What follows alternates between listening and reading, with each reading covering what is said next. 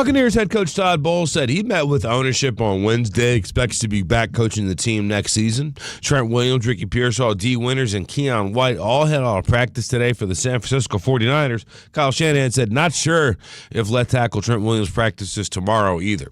Lane Johnson returned to practice for the Eagles today. Bears defensive back T.J. Gardner-Johnson is not cleared yet concussion protocol. The Baltimore Ravens requested interviews with Dolphins defensive coordinator Anthony Weaver and his Seahawks offensive coordinator Clint Kubiak for their vacant head coaching position.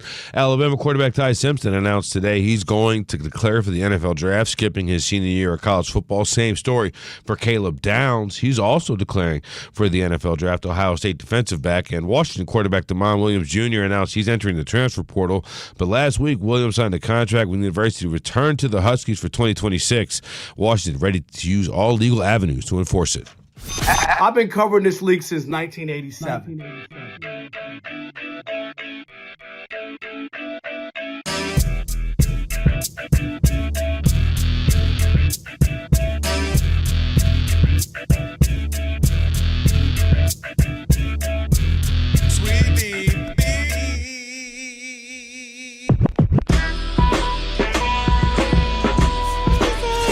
Can this sports writer and this sports fan share a radio show without driving each other crazy? Now, live from the Fox Sports Radio studios, here's Fox Sports Radio's Odd Couple, Rob Parker and Kelvin Washington. Password. Ack, a dack, a ack. Enter, brother.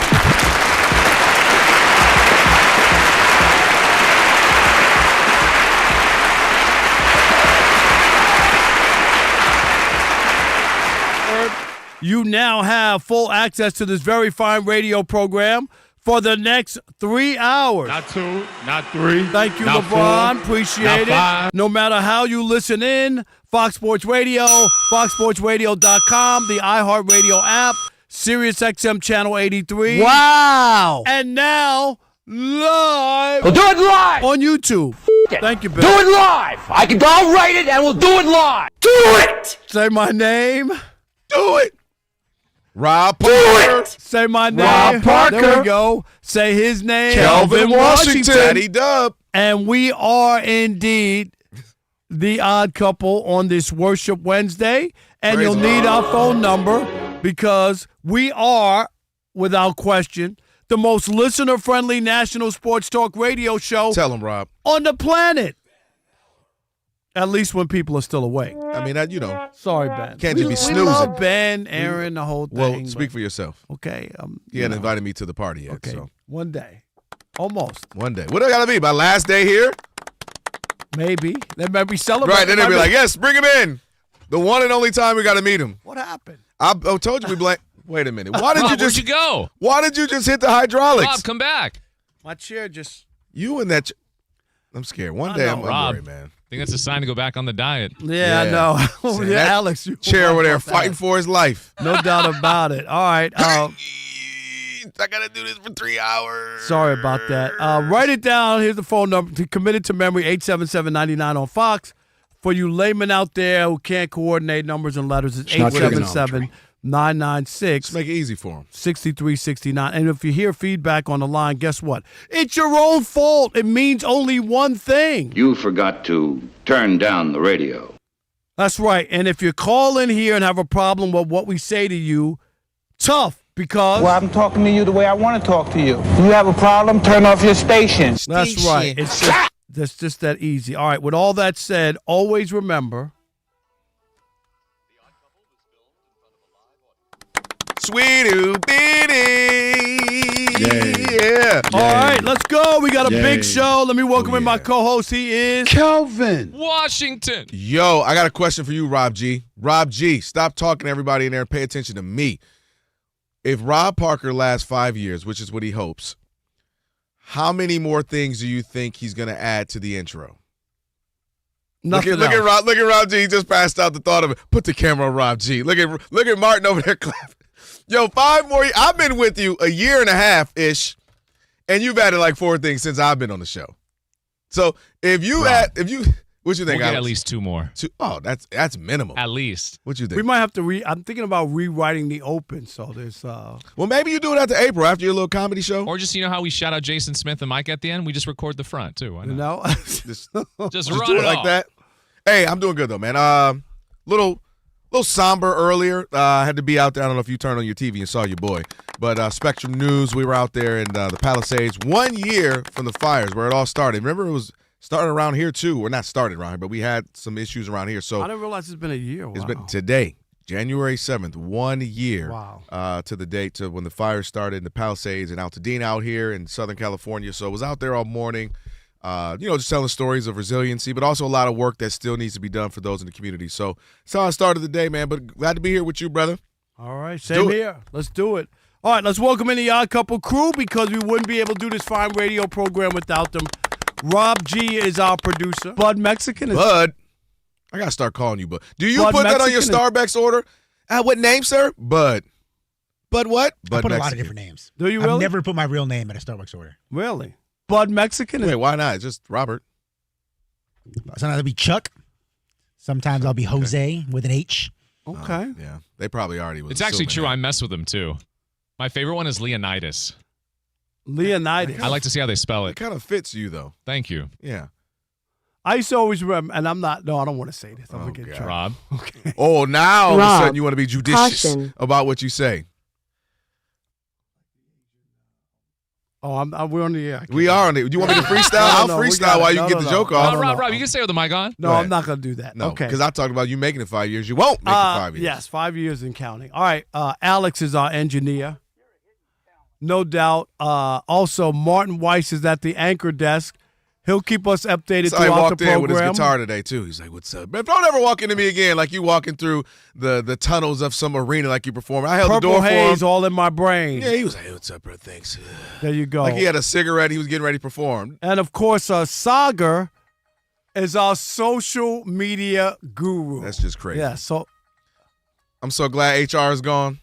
yes. Crazy. Otherwise, we'd be in trouble already. We'd be written up.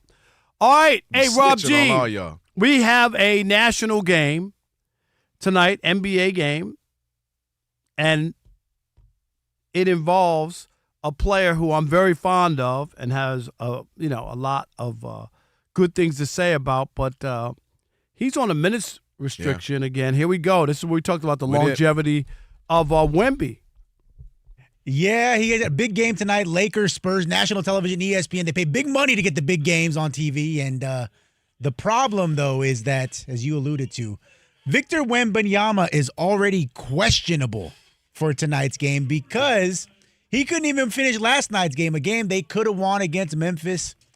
They lose by 1 point because he was on a strict minutes restriction. He dominated in 21 minutes, but he missed crunch time. The Spurs lose, and now he's questionable to play tonight against the Lakers back-to-back game because he's now dealing with what they're calling a hyperextended knee recovery. So we'll see what's up with that.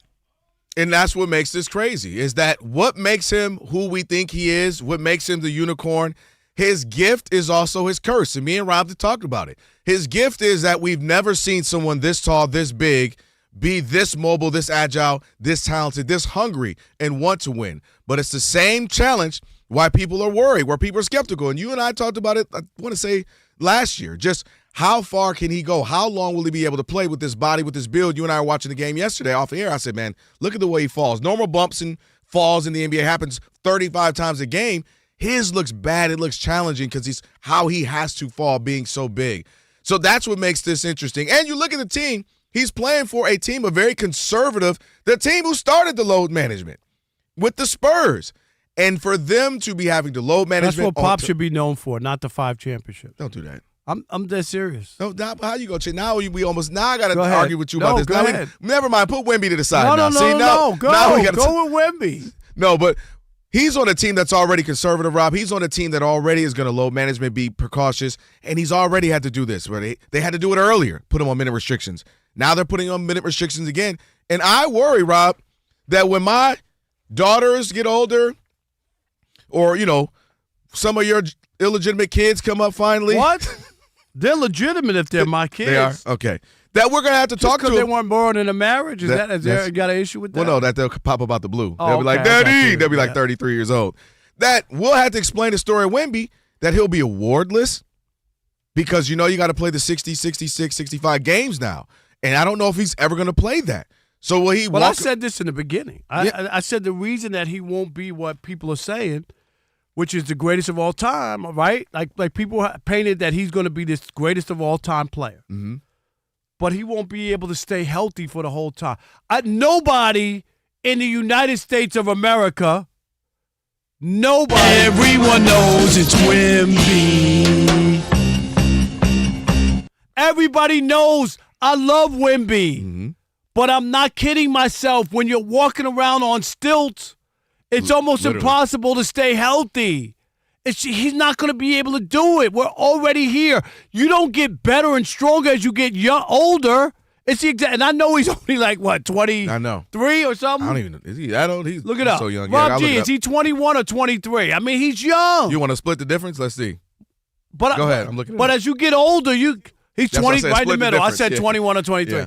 But as you get older, you know what I mean? It's not the other way around. It's not like, oh yeah, when he's 30, he's gonna be good. No, if you're injury prone now in your 20s, and we saw that with Zion Williamson. Oh, he was getting hurt in college. He's been nothing but getting hurt his entire career. He's a young guy. He's not old. The only thing I would wonder, to your point about just, you get older, can they strengthen him? Meaning it might not last his whole career. Did you see but can Manu there Ball's be- whole career? Okay, don't.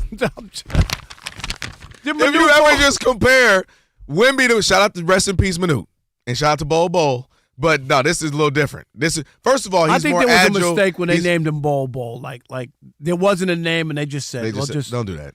Or That there was might a- be something, Bol, culturally Bol. they do. Okay. First of all, how many rest in peace to great George Foreman? There's like 9 George Foremans. You didn't think at a certain point he was going to be like, mix it up. That's your Joe Foreman?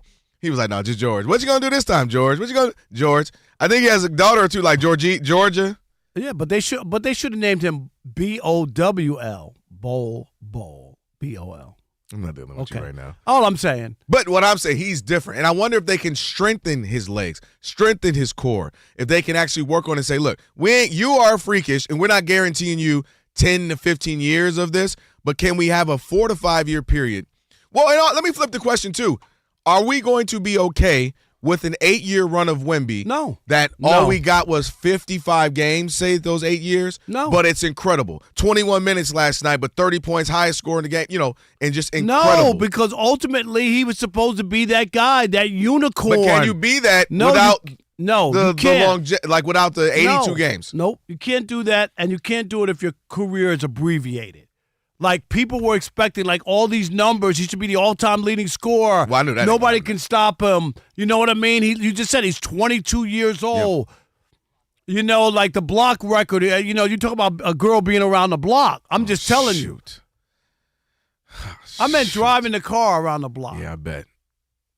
Dang. What was y'all doing out there in Queens? Don't be Alex. disrespecting the Queens like that just because you from Queens. You got to relax. Or, as, No, don't or it. No. third base. What is it? No. What is the group? I'm just. Which one? Brooklyn, Queens. Oh my God! Why am I? They made third base. Brooklyn, Queens. You talking about Beastie Boys? What are you talking about? No, I remember. All right. But anyway. You get my point. I do get your point. But that's where I think he's going to put us in a position, Rob, where we're going to have to tell the story of Wemby. Kind of like a Kawhi Leonard. Someone might say, hey, man, of the generation of the 35 years, Kawhi Leonard was a top 5 player the last 40 years. Someone else might be like base. Third base. Yeah, that's what you that's said. what I said originally. They know they say your first. I said is third base. Yeah, you did Brooklyn, say third Queens. Okay. Because the story of Kawhi, right, is like, man, when he was healthy, dude, he was a But top. the only thing about Kawhi, you could say all that, but he won 2. He won 2 and won 2 Finals MVPs. So I'm That saying if puts him on a Wemby gets that. But that puts him on a plateau. I don't know if he's going to be able to get that. I really don't. Like, the longer you go, and this is like, because you should be healthiest now. And every time I don't know, these kids nowadays you talk about it now. playing too much basketball. Every time it falls down, oh my God! Like, that's how you look. There's something broken. There's something happening here. That's the you dangerous saw part. that early in the season. Teams were doing that. Not trying to hurt him, but bodying him up, knocking him over, put a little hip on him. Listen, if he played in the 80s and 90s, that would have been regular, routine. You coming through the middle, you're going to get this hip check. So I know the league is praying that he stays healthy. The league is praying that they find a way to, just if he can give us 65 games for 8 to 10 years so we can have this amazing unicorn in the NBA, becoming a universal star, you can have your guy. Because LeBron is aging out. Steph's aging out. KD's aging out. Westbrook, Harden, all these guys. Kawhi had he's kind of a few more years, but you get my point. You want to have Wemby be the face of this league, but you can't be the face when availability, which is the best ability, he doesn't have. He's missed 14 games, right, because of injury. And entering the season, Wemby has missed 47 out of his possible 164 during his career. Yeah. That's a third. That's a third of the game. Are you looking at an Embiid 2.0 where when healthy he's an MVP candidate? We know that. And what has Embiid won? An MVP. Barely. That was a parting gift. All right. 877-99 on Fox, 877-996-6369 on this Worship Wednesday. Will Wemby's health issues prevent him from reaching his ceiling in the NBA? Or do you think this is just a blip and he'll eventually get over this? Or are you concerned long-term Wemby, who everybody loves, just won't be everyone knows it's Wemby. Please stay healthy. We got to do another one. Everyone knows it's Wemby. What we saying? Everyone knows he's at the hospital. Oh, man. Did you say everyone said DNP? Yeah, here we go. Ready? One more time. Everyone said DNP. He ain't playing. We gotta redo it. No, yes. I feel bad. We gotta do it. Wemby. And every time he doesn't play, everyone knows. One more time. Okay, is this one for sure? You guys both ready? We got it on this one. All right, let me count down so I can record. 3, 2, 1. Everyone knows the MVP. He ain't playing. Dang it! All right, let me tell you about this. All right. 877-99 on Fox. It is the Odd Couple right here on Fox Sports Radio. Stick and stay. For a new upcoming hit single on Rob Parker's collection, the US of A. Yo, all right, Rob owns a business, I own a business, so we know all about this. If you're facing some hiring headaches, staffing your business, it can be complex, high turnover skills gaps, and ever-changing regulations can slow growth and drain resources. That is where Express Employment Professionals come in. With decades of staffing expertise, Express connects you to a larger pool of qualified candidates, helping you reduce turnover and build the right size workforce. Get started at expresspros.com. And if you need to flex your staff for peak seasons or special projects, Express Employment Professionals offer contract staffing so you can scale up or down with ease, preventing burnout and boosting productivity. So if you're worried about compliance, Express Pros, they stay on top of ever-changing employment laws. Express is recognized for excellence, earning clearly rated Best of Staffing Client and Talent Awards, plus a Diamond Award for client satisfaction. So don't let hiring challenges hold your business back. Visit expresspros.com to find your local office and discover how Express Employment Professionals can help you hire smarter and faster. If hiring is taking you away from your growing business, get the support you need from Express. Don't spend your time weeding through spam online applicants. Hire faster with Express. Express Employment Professionals, building your workforce, supporting your success.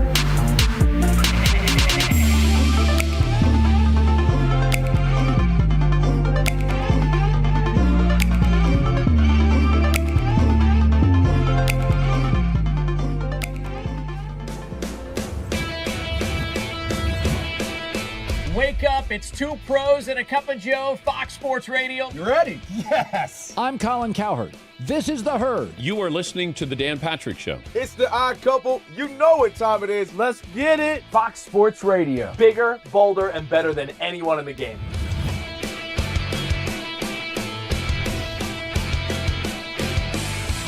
Fox Sports Radio is the #1 sports audio network. Diverse, fun, entertaining, and driven by the big sports topics of the day. They had to bolster the offensive line, which they did. You finally said something right. Congratulations. That game was incredible. You are wrong. You could take that trash somewhere else. Wham! We have a very special connection with our audience, our listeners. People feel that friendship. And I appreciate y'all, so I love it. It's all for you. Thank you. I'm your favorite fan. Thank I you. love you. You're very talented. You're the best. Thanks for taking my call. Sure. Great show. Thank you, Jim. You sound like Joe Pesci. How am I funny to you?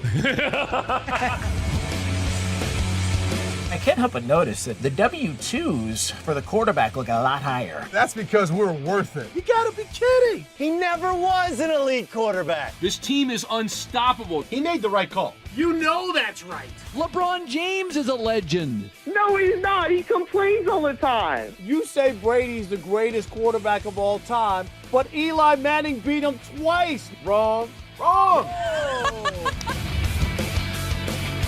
For 25 years, Fox Sports Radio has dominated the sports audio landscape. With the biggest talent and the best programming available. We talk sports and we have fun doing it. We talk about life. Sports radio is where you go after the games are over, and then the discussion begins. If the Chiefs win, Sorry, Patrick Mahomes here.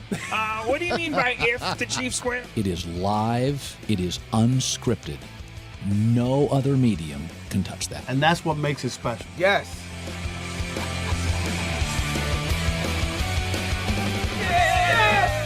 Who wants some? Bigger, Bolder. better. We are Fox Sports Radio. Yeah.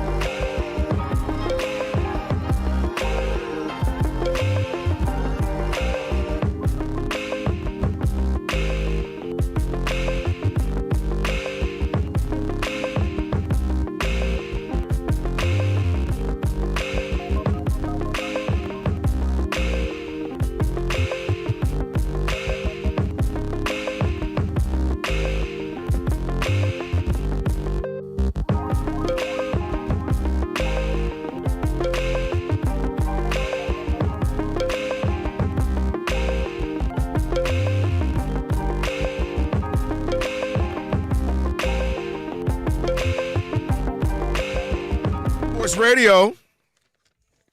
It is the Odd Couple. He's Rob. I'm Kelvin on a Worship Wednesday.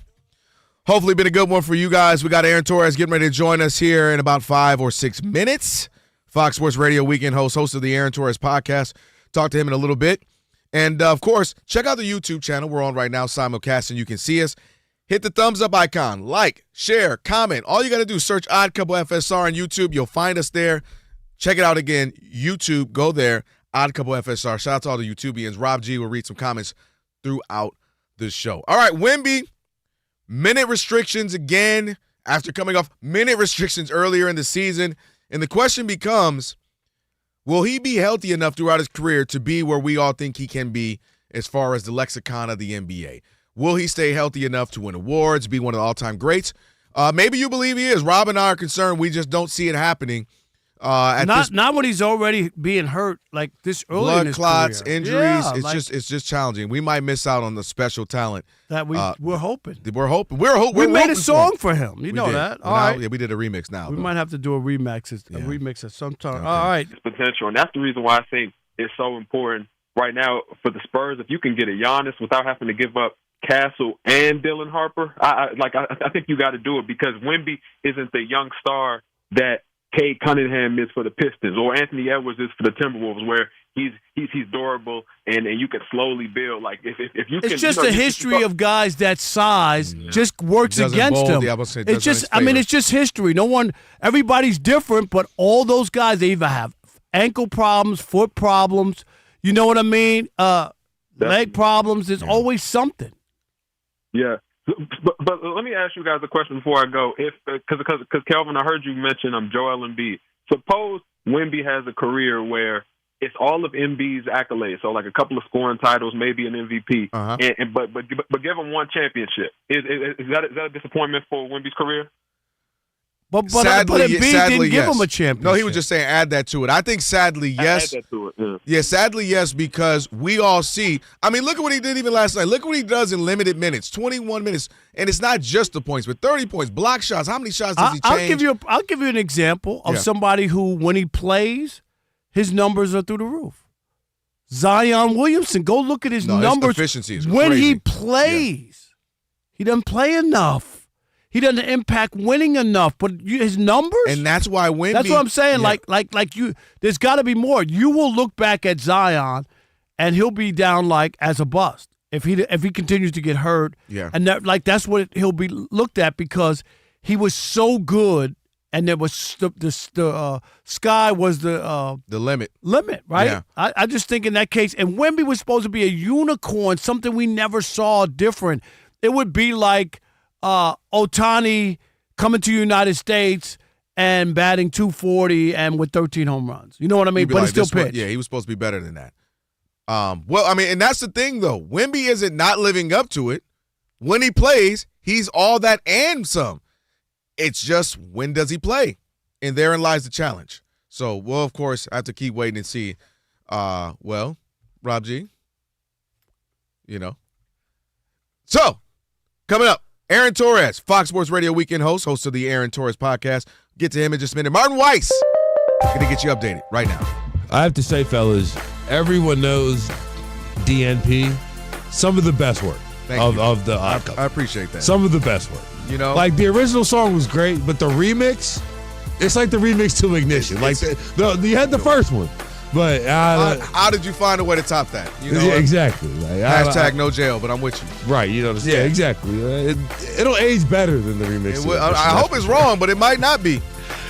Buccaneers head coach Todd Bowles, he met with ownership today, said he expects to be back 2026. Trent Williams, Ricky Pearsall, D. Winters, Keon White all held out of practice today for the 49ers. Head coach Kyle Shanahan said he's not sure if Trent Williams will be able to practice tomorrow as they prepare for the Eagles. Lane Johnson, he did practice today as they prepare for the 49ers. Bears defensive back C.J. Gardner-Johnson did not clear concussion protocol yet. The Baltimore Ravens, with their open head coaching spot, requested interviews with Dolphins defensive coordinator Anthony Weaver and Seahawks offensive coordinator Clint Kubiak. Alabama quarterback Ty Simpson announced that he is declaring for the NFL draft, skipping his senior year of college ball. Same story for Caleb Downs, the Ohio State defensive back. He's going to leave college early, too. Atlanta Hawks are working to move the four-time All-Star Trae Young before the trade deadline. According to Shams, Trae has said his known destination would be the Washington Wizards. Right now in NBA action, the Raptors lead the Hornets 16-14. 5 minutes left in the first quarter there. Brandon Ingram with 6 points. The Pistons lead the Bulls 24-20. Jaden Ivey with 4 leading the Pistons, and the Wizards and the 76ers, Philly with a 32-19 lead, with Tyrese Maxey with 11, and on ESPN, the Celtics and the Nuggets, Boston leading by 1, 23-22. Jaylen Brown with 15 early points, 3 minutes left in the first quarter for those games. Back to you guys. All right. Thank you, Martin. It's the Odd Couple, Rob Parker, Kelvin Washington on a Worship Wednesday. And coming up, we got Shekel City Player of the Day on the way. But right now, Aaron Torres, Fox Sports Radio weekend host of the Aaron Torres podcast, Aaron_Torres on X joins us now. What's up, Aaron? What's happening? What's up, fellas? How we doing? We're doing great, brother. Doing well, man. Doing well. Sitting here next to Rob, who, you know, we disagree on just about everything. And one of the things we do disagree on, he's out on Indiana. I'm out, Aaron. He's telling this ain't an underdog story. I said, what do you mean this ain't when the last time? This ain't basketball. Hey, what underdog story happens when Mark Cuban is bankrolling it? This is not an underdog story. Everybody's getting bankrolled. Indiana of the old days, Aaron. I'm not going to make this a warm, fuzzy story because they brought their way to the top. They're playing within the rules, don't get me wrong. But to compare this to like, the old Indiana wasn't even involved in it wasn't a football school. When you're paying your quarterback $2 million and your coaching staff $20 million, and Mark Cuban is writing big checks and they're paying people, they should be competing. What am I missing? Well, what you're missing is a few things. One, everybody in the Big Ten has money, so they're not. They are spending what they need to be competitive. But there are a lot of teams that spend a lot more money that had a lot less on the field. They're top 10, though, Aaron. Top 10 in money spent. Why shouldn't they be in the college football playoff? Well, the other thing that I was going to say as far as bought their way to the top, I would fundamentally disagree with that, and I'll tell you why. Elijah Surratt, who's their best receiver, was a no-star recruit who began his career with Curt Cinetti at James Madison. D'Angelo Pons, who shut down Jeremiah Smith and in the Big Ten championship game, and whoever on Alabama in the Rose Bowl, is a player who started his career at James Madison. So, what I think it is besides the greatest turnaround in the history of college football, besides one of the great stories in the history of college football, what I think Curt Cinetti actually isn't getting enough credit for is his talent identification and his talent development. I mean, even Mendoza, you can say whatever you want about how much he's getting paid. Rob, I would love for you to find me the mock draft in August that had him as the number 1, number 2 overall. Okay, here it is. You're very nice. Okay, that's good. So a guy who wasn't on the mock draft, wasn't anywhere around, he gets $2 million. You're paying him $2 million. Why is he not making $300,000? Because nobody knew who he was, and he wasn't highly touted. He's making $2 million because they knew what they have. Because he's a really, really good player, whether the scouts thought so or not.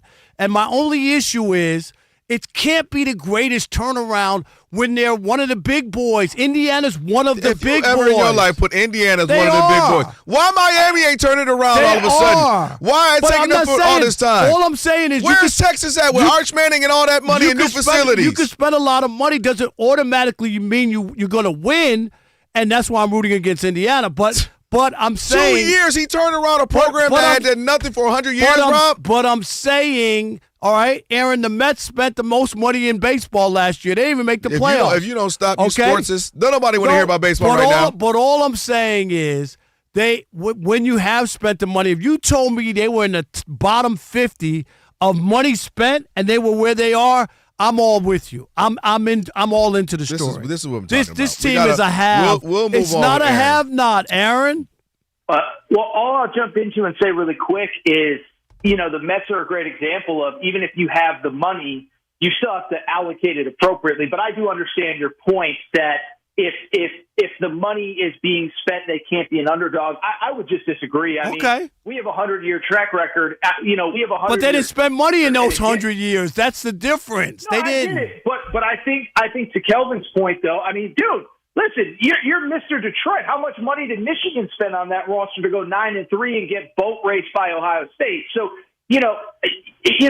I still think it's the greatest turnaround I've ever seen. And you could sit there and say, well, anyone can do it in this era. No one else is doing it. And as a matter of fact, it's the exact opposite what we saw in the Rose Bowl of Kalen DeBoer inherited the most talented roster in college football and has back-to-back 4-win seasons. It doesn't mean automatically you're going to win, but they're in the mix because they have the talent. They have a $20 million coaching staff. Rob, this is not Indiana football. James Madison students. This ain't a law school. Look at their payroll. If you told me Mark Cuban didn't give the school a dime, maybe I'd buy into it. Well, Phil Knight gives Oregon a gazillion dollars every year, and Oregon hasn't been able to do it. We agree to disagree. Aaron, he and I will argue about this later. Let me go here with you, Aaron. Washington, of course, they're looking to pursue legal avenues when it comes to their quarterback, DeMond Williams, who said he was going to. He was good on Sanford, son. He was. He had a good. Yeah. I can't believe he's still in college. I can't believe he's in college after all these years. The transfer portal is going crazy now. Know, right? That COVID year. The money's too good. Right, that COVID year got kids going crazy now. But let me ask you this. So he said he re-signs with them, and he's going to stay there. Then he puts on social media that he's getting ready to go in the transfer portal. Now it's all legalities and all that. What do you make of just the story in general, and then the larger conversation about the transfer portal and how it's just kind of changed the game, and in my opinion, not often in a positive way? Yeah, there's a lot of layers to it. I'll try to be as quick as I can. Listen, so there's so many layers to it. So look, with the portal, if you don't want to or if you are considering transfer, just don't sign a legally binding document. And and I know, and this is kind of boring semantics, but they're not employees, and it's like you're still signing a legal rendered contract that you're going to provide services to the university, and they're going to pay you in return. And so, listen, the thing that I've learned is if this kid wants to play somewhere else, I believe he will be playing somewhere else in college football next year. But I would also argue, to your point, Kelvin, if you hate where this thing either is or continues to go, you should be on Team Washington here of saying maybe there is no way legally to keep him off the field wherever he wants to go, but they should be fighting it tooth and nail, because it's one thing to have every single player be a free agent every single year, but it's another thing to have a player be a free agent, sign a binding contract, and then just say it doesn't matter. And so we'll see what happens. I would largely just say, these kids all want to be paid like professionals. They've earned the right to be paid for the product on the field, but they need to be treated like professionals too. And this is one where I hope there's a way that Washington wins this, whatever they deem to be a win. But I also know, having covered college sports law as I have, somebody's going to find a way around this to get him on the field in 2026. But I also read, and I wish I could find where it was on, it was a college football writer, and maybe you can help me. They have language in some of these contracts where the schools can void out the contract at any time, under any circumstance, if they want to. So here's my point. It can't be just one-sided, that if a school wants to get off of a kid, right, and not pay, or for whatever reason, and this goes with scholarships. Everybody thinks you get a full ride. Now they got a 4-year ride scholarship. No, it's not. If Tom Izzo decides he don't want you no more, don't want you on a team, they'll either try to get you to quit or make it so bad that you will quit. You know what I mean? So that's all. My only issue is it can't be one-sided.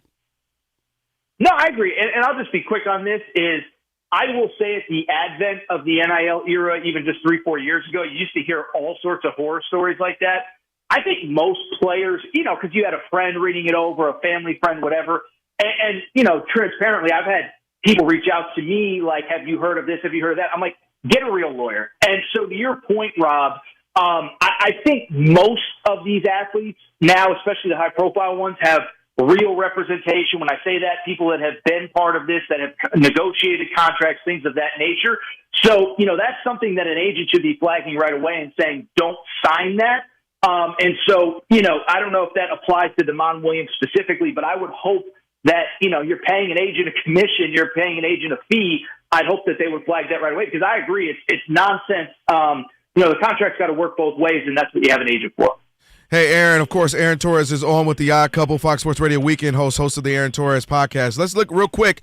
Some of these games we can expect tomorrow. You got the Vrebo Fiesta Bowl. You got Miami versus Ole Miss. And then on Friday, you got the Chick-fil-A Peach Bowl, Indiana versus number 5 Oregon. Just a couple of those. What are you expecting out of those two games?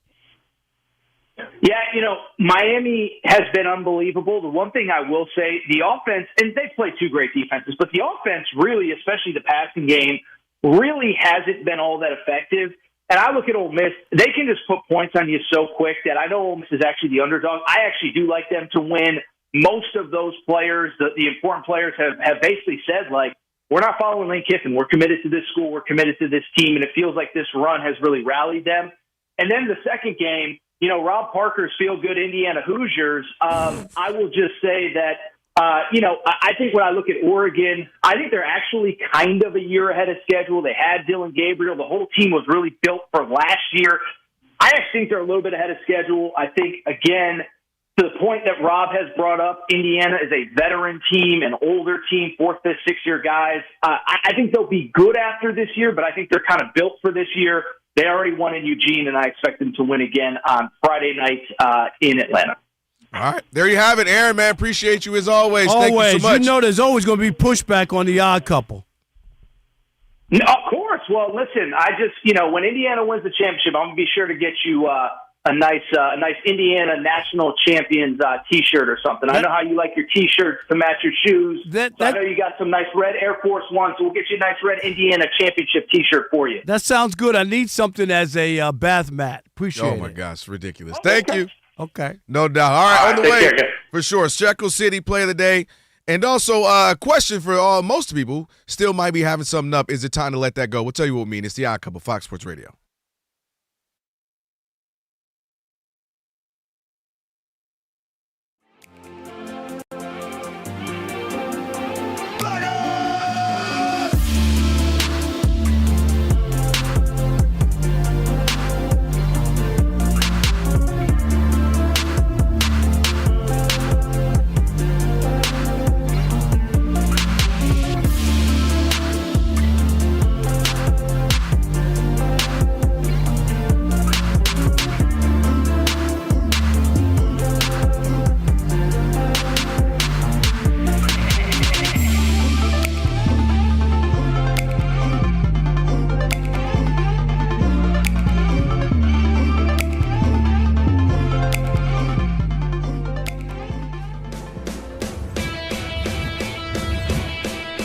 Wake up, it's two pros and a cup of Joe, Fox Sports Radio. You ready? Yes. I'm Colin Cowherd. This is The Herd. You are listening to The Dan Patrick Show. It's the Odd Couple. You know what time it is. Let's get it. Fox Sports Radio. Bigger, bolder, and better than anyone in the game.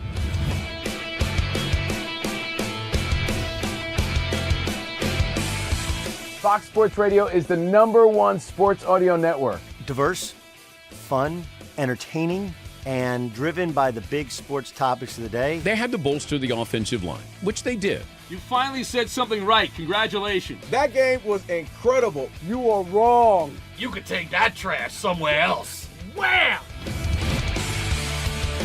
We have a very special connection with our audience, our listeners. People feel that friendship. And I appreciate y'all so. I love it. It's all for you. Thank you. I'm your favorite fan. I you. love you. You're very talented. You're the best. Thanks for taking my call. Sure. Great show. Thank you, Jim. You sound like Joe Pesci. How am I funny to you? I can't help but notice that the W-2s for the quarterback look a lot higher. That's because we're worth it. You gotta be kidding. He never was an elite quarterback. This team is unstoppable. He made the right call. You know that's right. LeBron James is a legend. No, he's not. He complains all the time. You say Brady's the greatest quarterback of all time, but Eli Manning beat him twice. Wrong. Wrong. For 25 years, Fox Sports Radio has dominated the sports audio landscape. With the biggest talent and the best programming available. We talk sports and we have fun doing it. We talk about life. Sports radio is where you go after the games are over, and then the discussion begins. If the Chiefs win. Sorry, Patrick Mahomes here. What do you mean by if the Chiefs win? It is live. It is unscripted. No other medium can touch that. And that's what makes it special. Yes.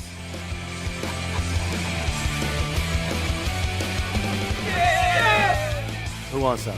Bigger, Bolder. better. We are Fox Sports Radio. Yeah.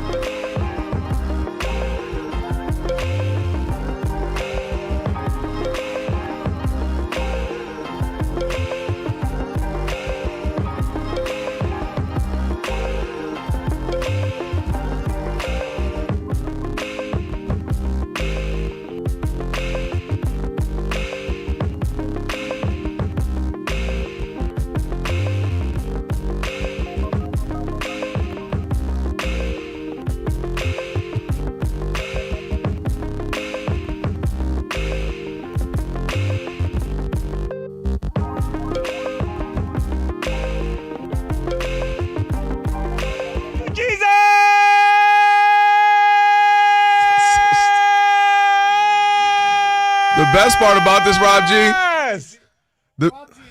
Turn your mic on, Rob. So Rob G ain't set foot in church in I don't know how long.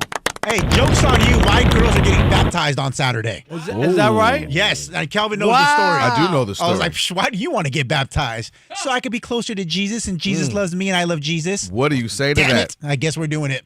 Yeah, the I best would have part. said we don't have time. Baby. We don't got time. Baby doll. Listen, the best part about it, Rob Parker, is God gonna wait on you. Don't even worry about it. He gonna wait. There was the man on the cross getting hung next to Jesus. I've been about baptized. to go die. What do you mean waiting on me? I'm not a heathen. No.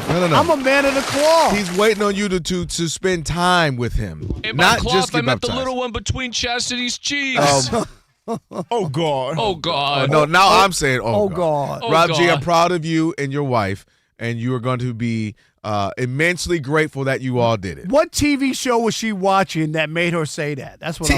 They don't put Jesus on TV no more? We put her in her daycare before we started public school. It was a Christian daycare. Okay, all right, that's different. And then they all indoctrinated her. That makes sense. Oh, yeah. We get you. I knew there must have been. For the low price of $800 a month. Like, Listen, wow. the best part about it is I'm slowly encroaching on y'all. One day y'all going to look up like, how are we having Bible study?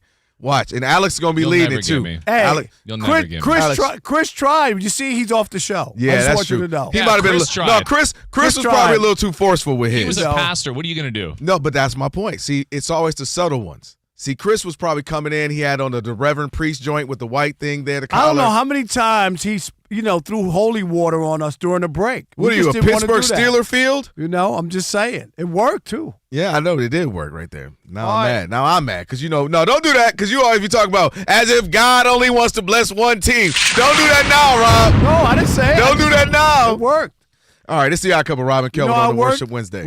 Look, it worked. What is that? Oh, you're so stupid. Look at that. And you know what? You know what I'm going to get? I'm going to get, when they ask me what kind of flavor, Jesus Christ flavor. You know what I'm saying? All right. Don't you blaspheme. You better not all of a sudden choke on that wing like, here, go down. Now I got to come over there and pray and lay hands on you, raise you from the dead, like you Lazarus out here in these streets.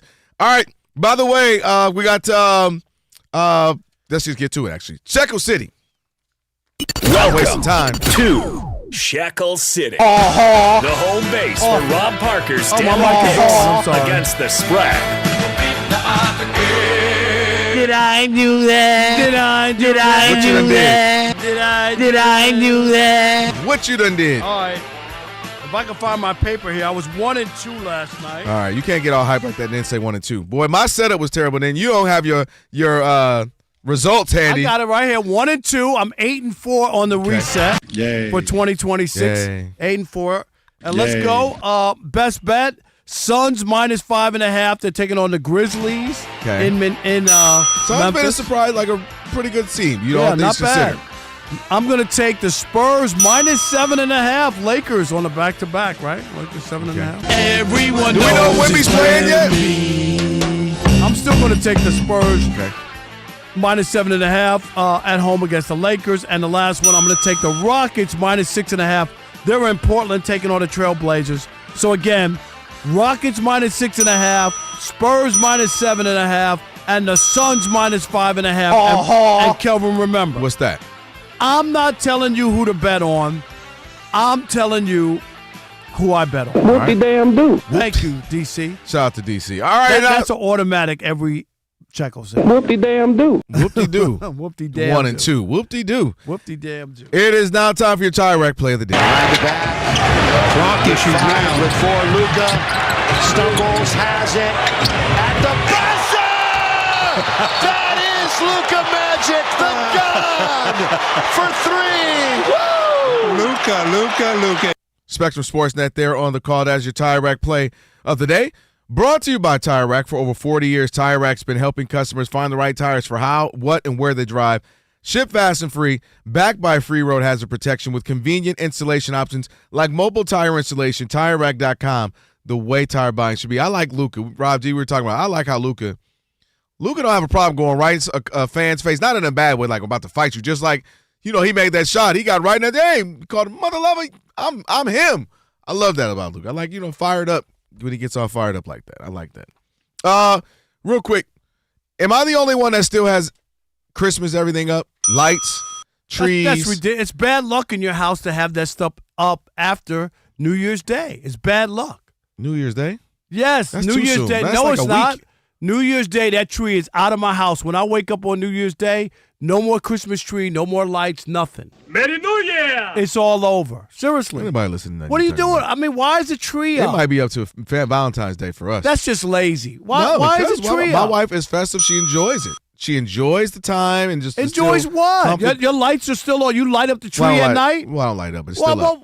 It's just festive. She likes the smell of pines. Rob G, She comes is your in. tree still up? Hell no. It goes down on the first. Your tree Yours is up. See, that's what I'm talking but about. Martin, Thank you, you're Martin. lazy, Martin. That's just lazy. You know what I noticed? Rob, the only Jewish guy on the show, Yeah. doesn't like Jesus, and has that's also true. pointed out the other I two wasn't black gonna call guys it are out. lazy. I wasn't gonna call He it out. called the only other two black guys lazy on the But show. I spent too much damn money on that Don't tree. worry So about much racism right now. Hey, now that's facts too, Martin. These trees are getting crazy. I with the spent price. too much damn money on that tree to throw it out after 2 weeks. What are you talking big about? facts. Then get Big it December 1st and have it. You're supposed to get rid of the tree by January 1st. No. It's bad luck. Trust me when I tell you. You don't even like Jesus, and I got to listen to you about Christmas. How you know if I It's like Christmas. Jesus or not? It's Christmas. In my house, I call him Jesus, but See? that's another there you story. go. You lucky we're in California, tree, huh, Rob? where everything is sorry. Espanol.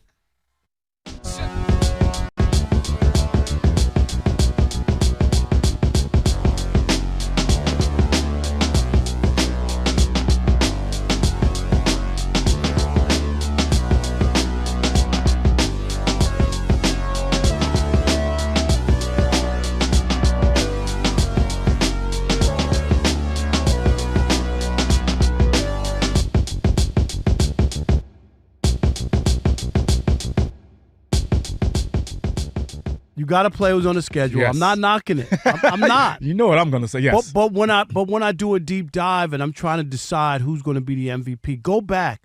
Rob G, was it the last one that Aaron Rodgers won, his last MVP, number 4 over Tom Brady? Tom Brady had better stats. Mm-hmm. Aaron Rodgers had bigger wins. Mm-hmm. Remember he went to Arizona when they were 7-0. He went there without Devontae Adams and they won on the road. Yep. Like he had wins like that where you look and go, wow. Mm-hmm.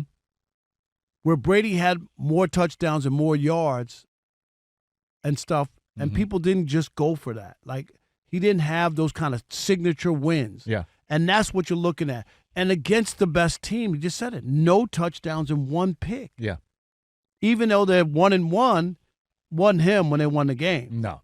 Yeah. And so when you look at those stats, that's kind of, I'm going to be honest, it's kind of where, like, when they put up Matthew Stafford's numbers and they say, oh, he's 7th in this, 10th in that. Oh, they look great. Yeah. Right? Look great. No All-Pros, 2 Pro Bowls. One was a reserve, because somebody got hurt. Of course, yeah. Like that. Those are the things that should scare you because the numbers are so big, but then you got to understand how they were accumulated. I covered the Lions on home and road for almost 20 years as a columnist in Detroit. Lions down 21-0. Here we go. Yeah. No, seriously. No, I know. You're right. And you know, you're right. And yes. you know, as a defensive player, cornerback, they're going to throw in front of you as long as they don't go over the top. You're Yes. okay with them. Am I right? Like Yes. the game has to progress. They got Yeah. don't throw the ball in 100%. front of you. They're not going to run the football. Right. You can't run the football. You're down 21-0. You're down 17-0. You got to throw the ball to try to get back in the game. You're not going to have a 9-minute drive to get 1 touchdown. Yes. So a lot of those stats. That's why you got the nickname Stat Patford in Detroit. Yeah. But anyway, in this case, it's the Patriots. I get their record. I get their turnaround. Everybody wants to crown Mike Vrabel. Yeah. Oh my God, look at the job he's done. It just feels empty to me. And there are stats and win totals and stuff that feel empty sometimes. Yeah. Because I can't really get to where's the signature win? Where's that one that really where you're like, wow. Like I mentioned with Caleb earlier. There were a lot of people. Oh, the Bears. Well, okay. Go to Philadelphia and win. Yeah, he did it. They did it. Yeah. And those are the ones where you look. And then when they beat the Packers in that fashion, you know what I mean? In that style, you're down by 10 with 2:05 to go, and you win the game in overtime. People don't forget that. Those are those moments, and that's what I'm saying. Drake May and the Patriots, for all I know, they're in the witness protection program. I don't feel that way about them this year, despite all the wins. Yeah, there's a lot left to be desired when it comes to the Patriots and Drake May. Drake May's had an awesome year. He's coming into this year, I picked the Patriots to get back into the playoffs and win that division, and so a lot of people thought I was crazy. But I mean, there was scheduling things that went into account with that, but also I didn't believe in Buffalo coming into this year, and I didn't believe in Miami, and definitely not the Jets. So I saw the Patriots taking a step forward. That's a good pick, right? seriously. With Vrabel and those guys, and they've cashed in on that. They've cashed in on one of the weaker schedules, which is fine. But again, we talk about it, Rob, and I'm going to always say, like, you have to win those games as well, which they did. So they got that handled. But as far as Drake May being the MVP this year, he had those teams and those wins and those stats are a little bit skewed and a little bit empty when it comes to what he's achieved. But I also don't want to take away from the season he had. So I want to say he's right there. He's deserving of being in the race. But, my MVP for this year, I'm going Matthew Stafford, which, we may have a disagreement on. But I don't know if you can disagree with it on this year in particular. I think he's the guy. Yeah, I told you by default. Yes. But there's nobody else there. The only guy who I thought had a chance to beat him, I really did. I thought Josh Allen had a chance, and then he had a bad game. What game was that? It was Rob? 2 games in a row. 2 games in a row. Yeah, where he really didn't play that well. He threw 400, like 140 yards or something.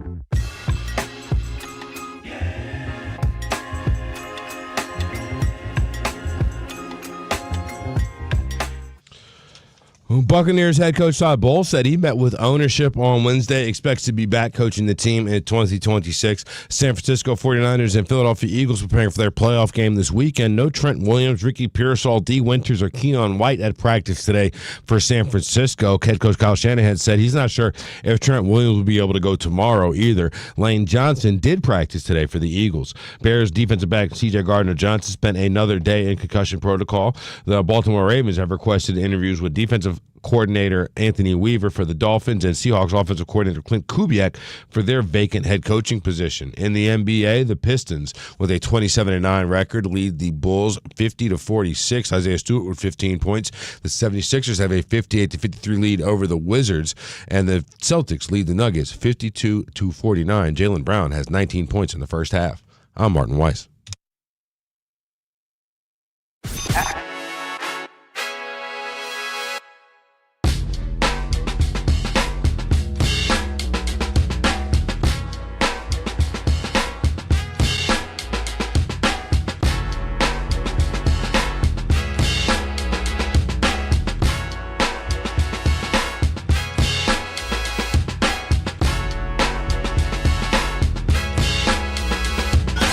Can this sports writer and this sports fan share a radio show without driving each other crazy? Now, live from the Fox Sports Radio studios, here's Fox Sports Radio's Odd Couple, Rob Parker and Kelvin Washington.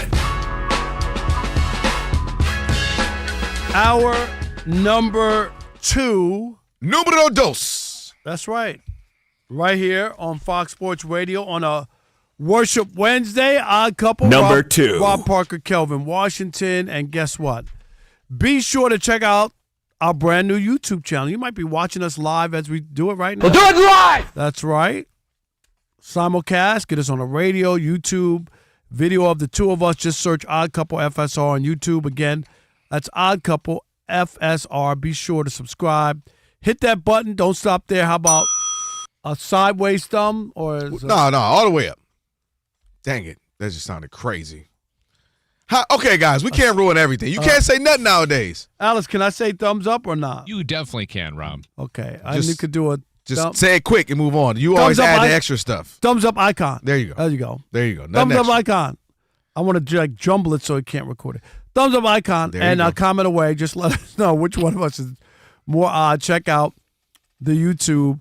Watch us live right now. Just search Odd Couple FSR and subscribe. We got a lot to get to, including One's Got to Go in this hour.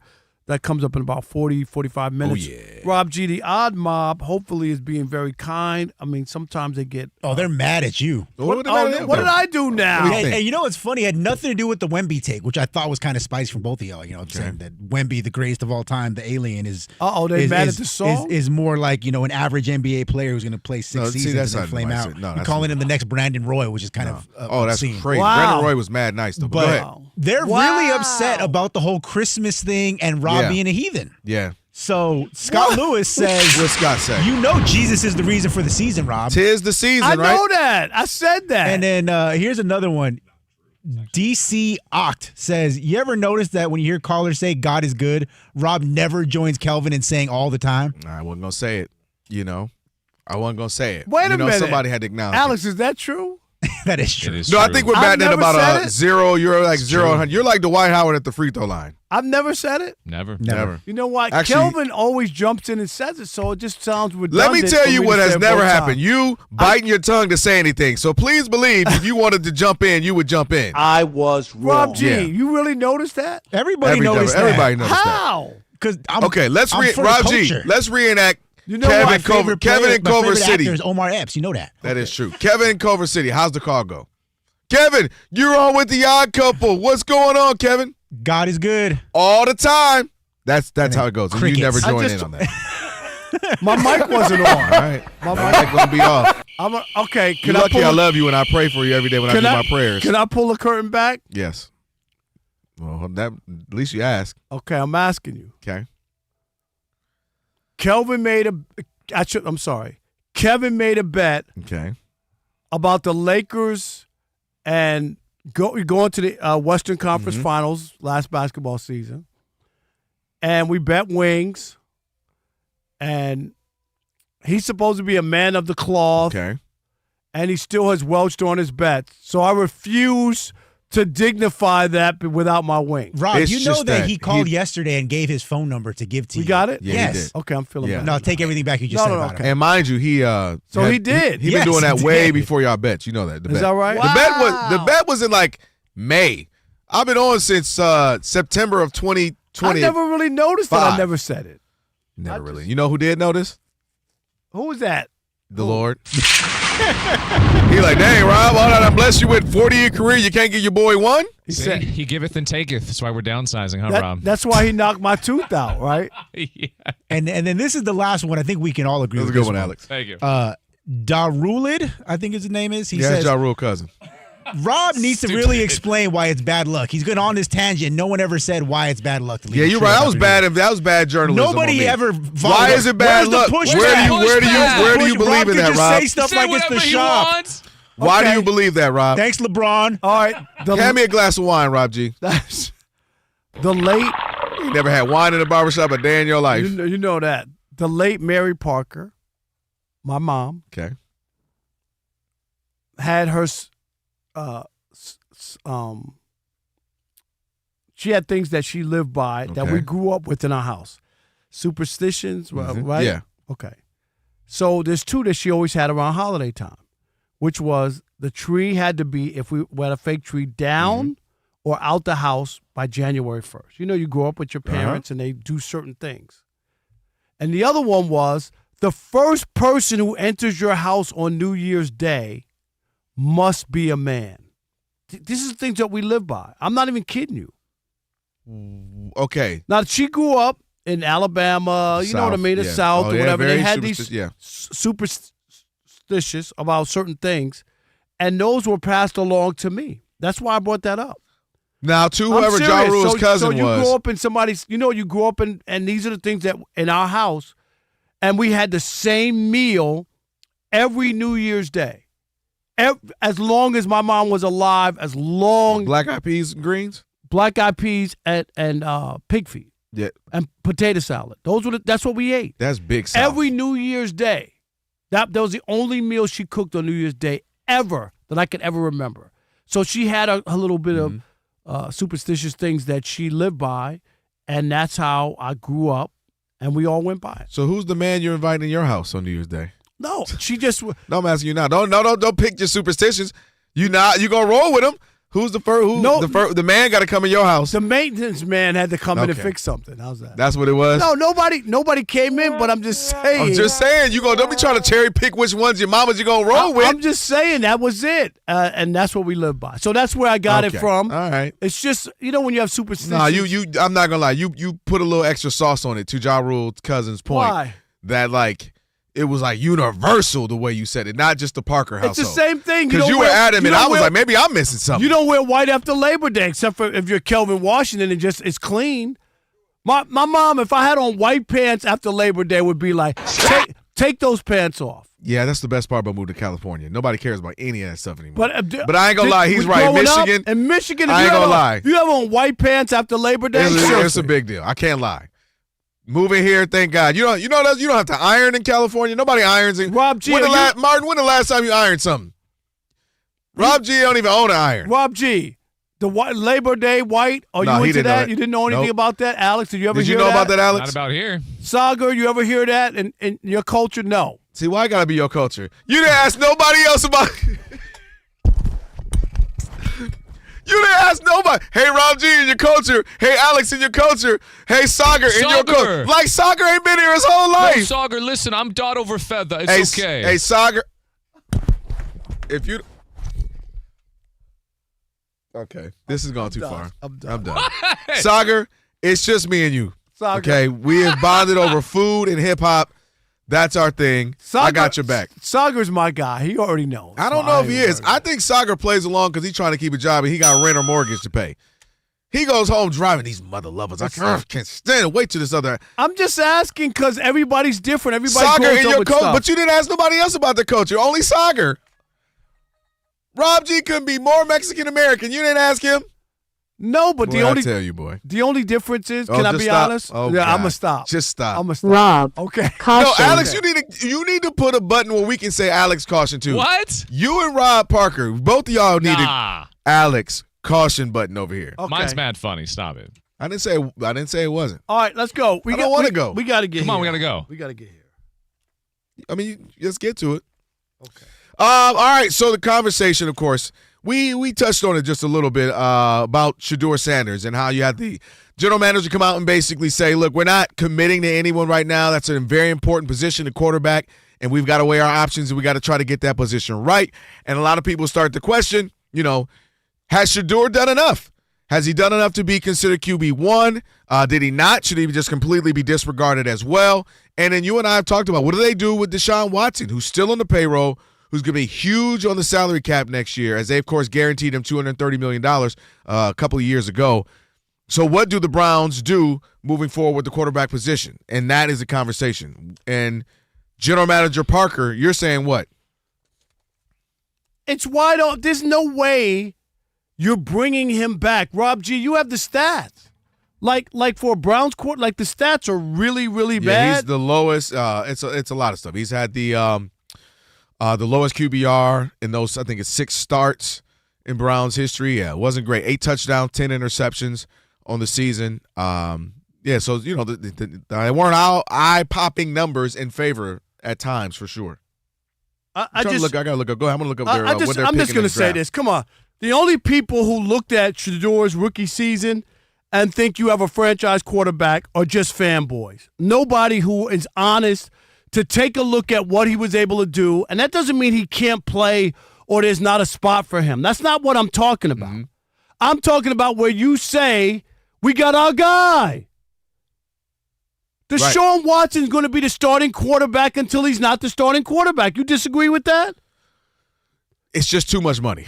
It's too much money, and I want to disagree with you just based off how he played the last time we saw him. But I'm saying it's the money, and Shedeur didn't do enough to where there's no question in your mind. At the end of the year, he was a turnover machine. Rob G, you have the numbers, right? It's like the lowest quarterback rating of any Browns quarterback. All right, Rob G has Exhibit A, B, and C. They picked 6, by the way. I was just looking up. They pick 6. Well, first off, more interceptions than touchdowns, 10 and 7, despite only playing half the season. That was 8.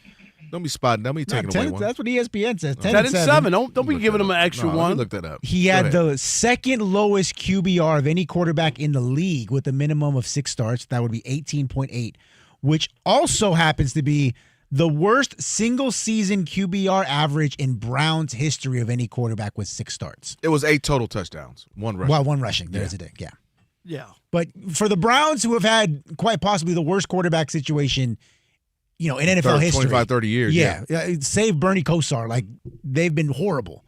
And he is the gold medal standard for having the lowest QBR. It's kind of tough. Well, a couple things to me. One of the things the general manager did discuss, he said he liked the progression of him. And I think you're right that Deshaun Watson, listen, he's owed too much money. I don't think he will ever be Deshaun Watson we saw with the Texans. I think those days are gone. And obviously coming off of 2 Achilles injuries, so you don't know what he's going to be. when it comes to, health-wise. Obviously, he's healthy now, but we'll have to wait and see next season.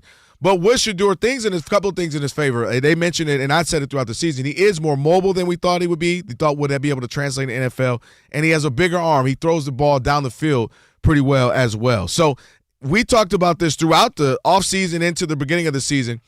What does it look like if he gets more opportunities with the number ones? What does it look like as they age? They had the youngest starting offensive team. All their guys were rookie guys, including him, were rookies. So this is just a horrible opportunity for any. If it's Deshaun Watson coming in next year. Do you know what Deshaun Watson was the last time he played with the Browns? I got it, but still, the Browns made the playoffs 2 years ago, okay, with an old quarterback. Mm-hmm. So let's not. Come on, man. Let's not make it like they don't have anything. They did make the playoffs, okay? Right. But what I'm saying is let's not act like they've been doing something for the last 25 years. But a guy who throws 7 touchdowns and 10 picks is not the guy you're saying you're handing the keys over to. I don't disagree. Okay, that's all I'm saying. Yeah. It's why can't you face it? Where are all those Shedeur Sanders guys and who were ranting and raving? Oh, we haven't heard any of them.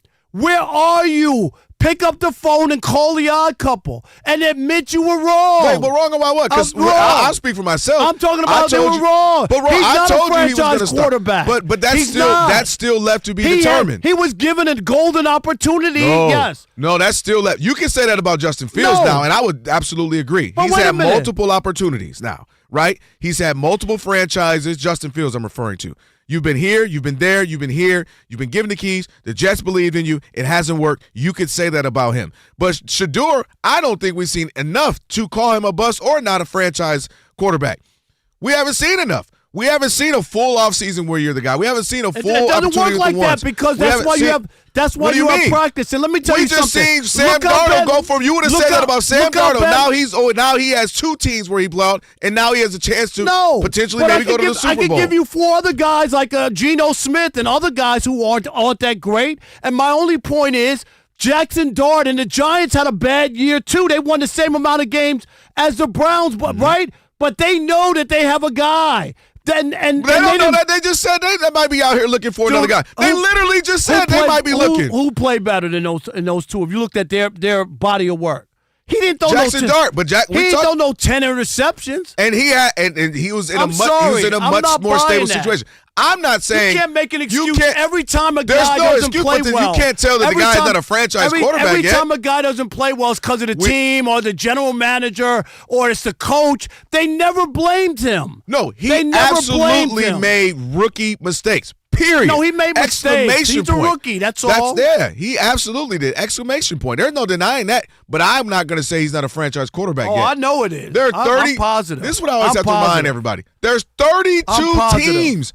You can't name me 32 if you're by the golden standard of franchise quarterbacks. There's a lot of bad. Everybody's not a franchise quarterback because they're the starting quarterback. There's only a handful of teams that got a franchise quarterback. So maybe what I'm 8 saying, or 10. He's not a franchise quarterback. So you might say he's a starter in the league. Everybody's not a franchise quarterback. And I'm saying it's still to be determined, in my opinion. Yeah, that absolutely to still be determined. We ain't seen enough. In my football opinion, that right? I'm telling you, I've seen it. I'm not buying it. What's the difference between him and Sam Darnold? What's the difference? Now Sam Darnold has gone 28-6 or something like that. That's why he's on. That's why he's been on 2 teams with all those numbers. And I guarantee he's with the Seahawks now. All I know is the second lowest QBR of any quarterback. I mean, really? You mean to tell me the Browns are the only bad team that other guys didn't go to bad teams and they didn't play that poorly? Has Shedeur Sanders shown enough to be the front runner to the Browns QB1 for 2026? They won't even commit to him. They could have easily said, we found our guy. But they know that they didn't find their guy. 877-99 on Fox. Did he win more games than Deshaun Watson? Yeah, the last 2 games he won, he did nothing. What do you have, 3 interceptions? And don't do that. Yeah, some of them quarterbacks you've been liking did the same thing throughout the season. Don't do that. No, I'm telling you, he ain't doing nothing. They did that. He didn't do nothing in those games. 877-99 on Fox, 877-996-6369. You better call up here. You Shedeur sympathizers who had your chest stuck out, who used to text me early on, Rob G, when he first was playing. I ain't get a text for the last 6 weeks from those guys. They ran and they hid. Wow. It is the Odd Couple on a Worship Wednesday, and I'm not worshiping Shedeur Sanders. I'm telling his truth. What's the truth? And if I put my finger on, I'd have to watch it. 877-99 on Fox. Stick and stay. Especially if you're red dot over a feather in the US of A. Oh, my God.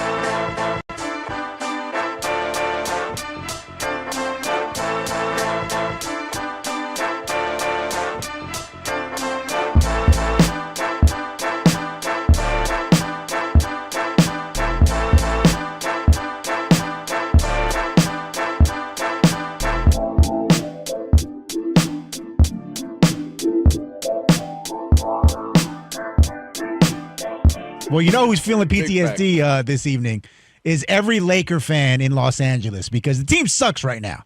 They got blowed out 3 straight games. They lost 6 of their last 10. Hey, yo! And it was so bad that after the game, J.J. Redick, very mild-mannered J.J. Redick, as you know, went scorched earth on his entire roster. Take a listen. The 2 words of the day were effort and execution. And, I feel like when we've done both of those things at a high level, we've been a good basketball team. When we haven't, we're a terrible basketball team. And tonight we were a terrible basketball team. And that started legitimately right away because we don't care enough right now. And that's the part that bothers you a lot.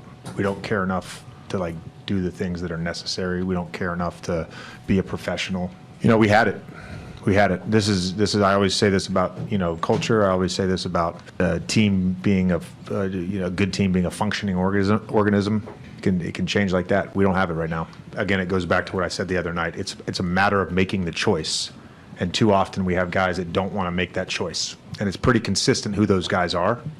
And so Saturday's practice, I told the guys, it's going to be uncomfortable. The meeting is going to be uncomfortable. I'm not doing another 53 games like this. I got a couple things real quick, Kelvin.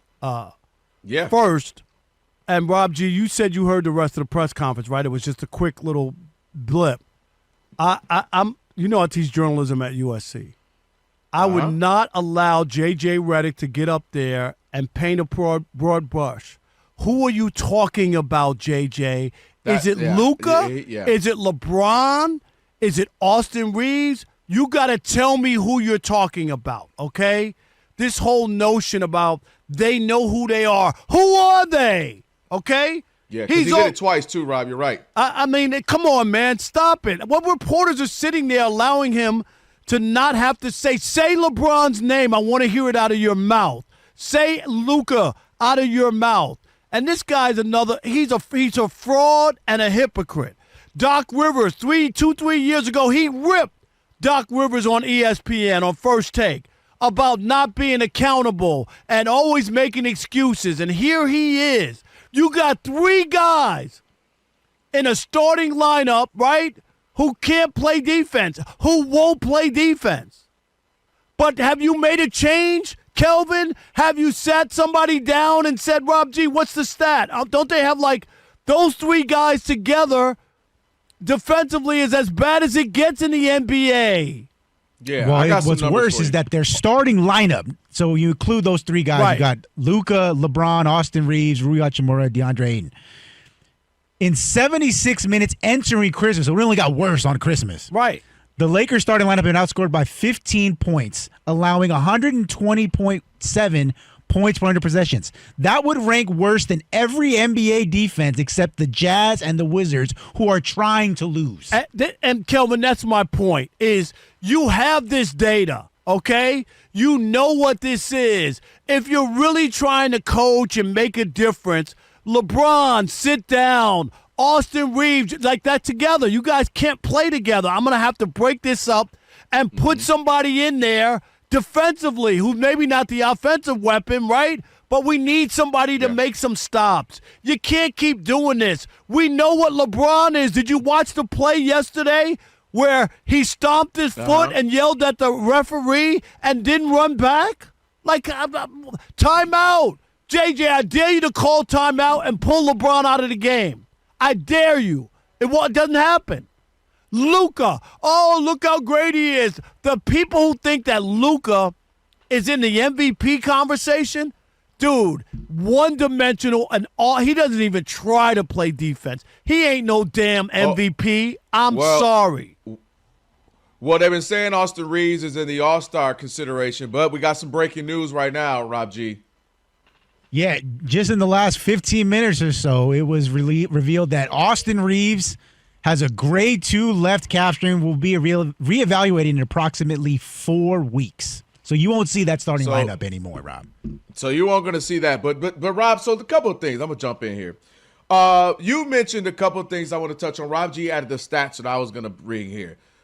If you're J.J. Redick, I'm seeing you usher out the same lineup 7 times already this season. That ain't doing nothing. That's on you. The definition of insanity is doing the same thing over and over, thinking a different outcome. That's you running out this same lineup. That is you running out a lineup that's a given. You got a 41-year-old who we know can't play defense, and it's almost impossible for you to even ask him to play defense at the rate in which you need it. We have a Luka Doncic who has never been known to play defense, and now you have those two playing together, and an Austin Reeves. And what do we like to bring up all the time? Austin Reeves is the guy that other teams pick at. That's the guy they go at. So you got 3 of them in the same lineup at the same time, and DeAndre Ayton, who is not an overwhelmingly a dynamic big man who blocks shots, changes shots, and is an enforcer.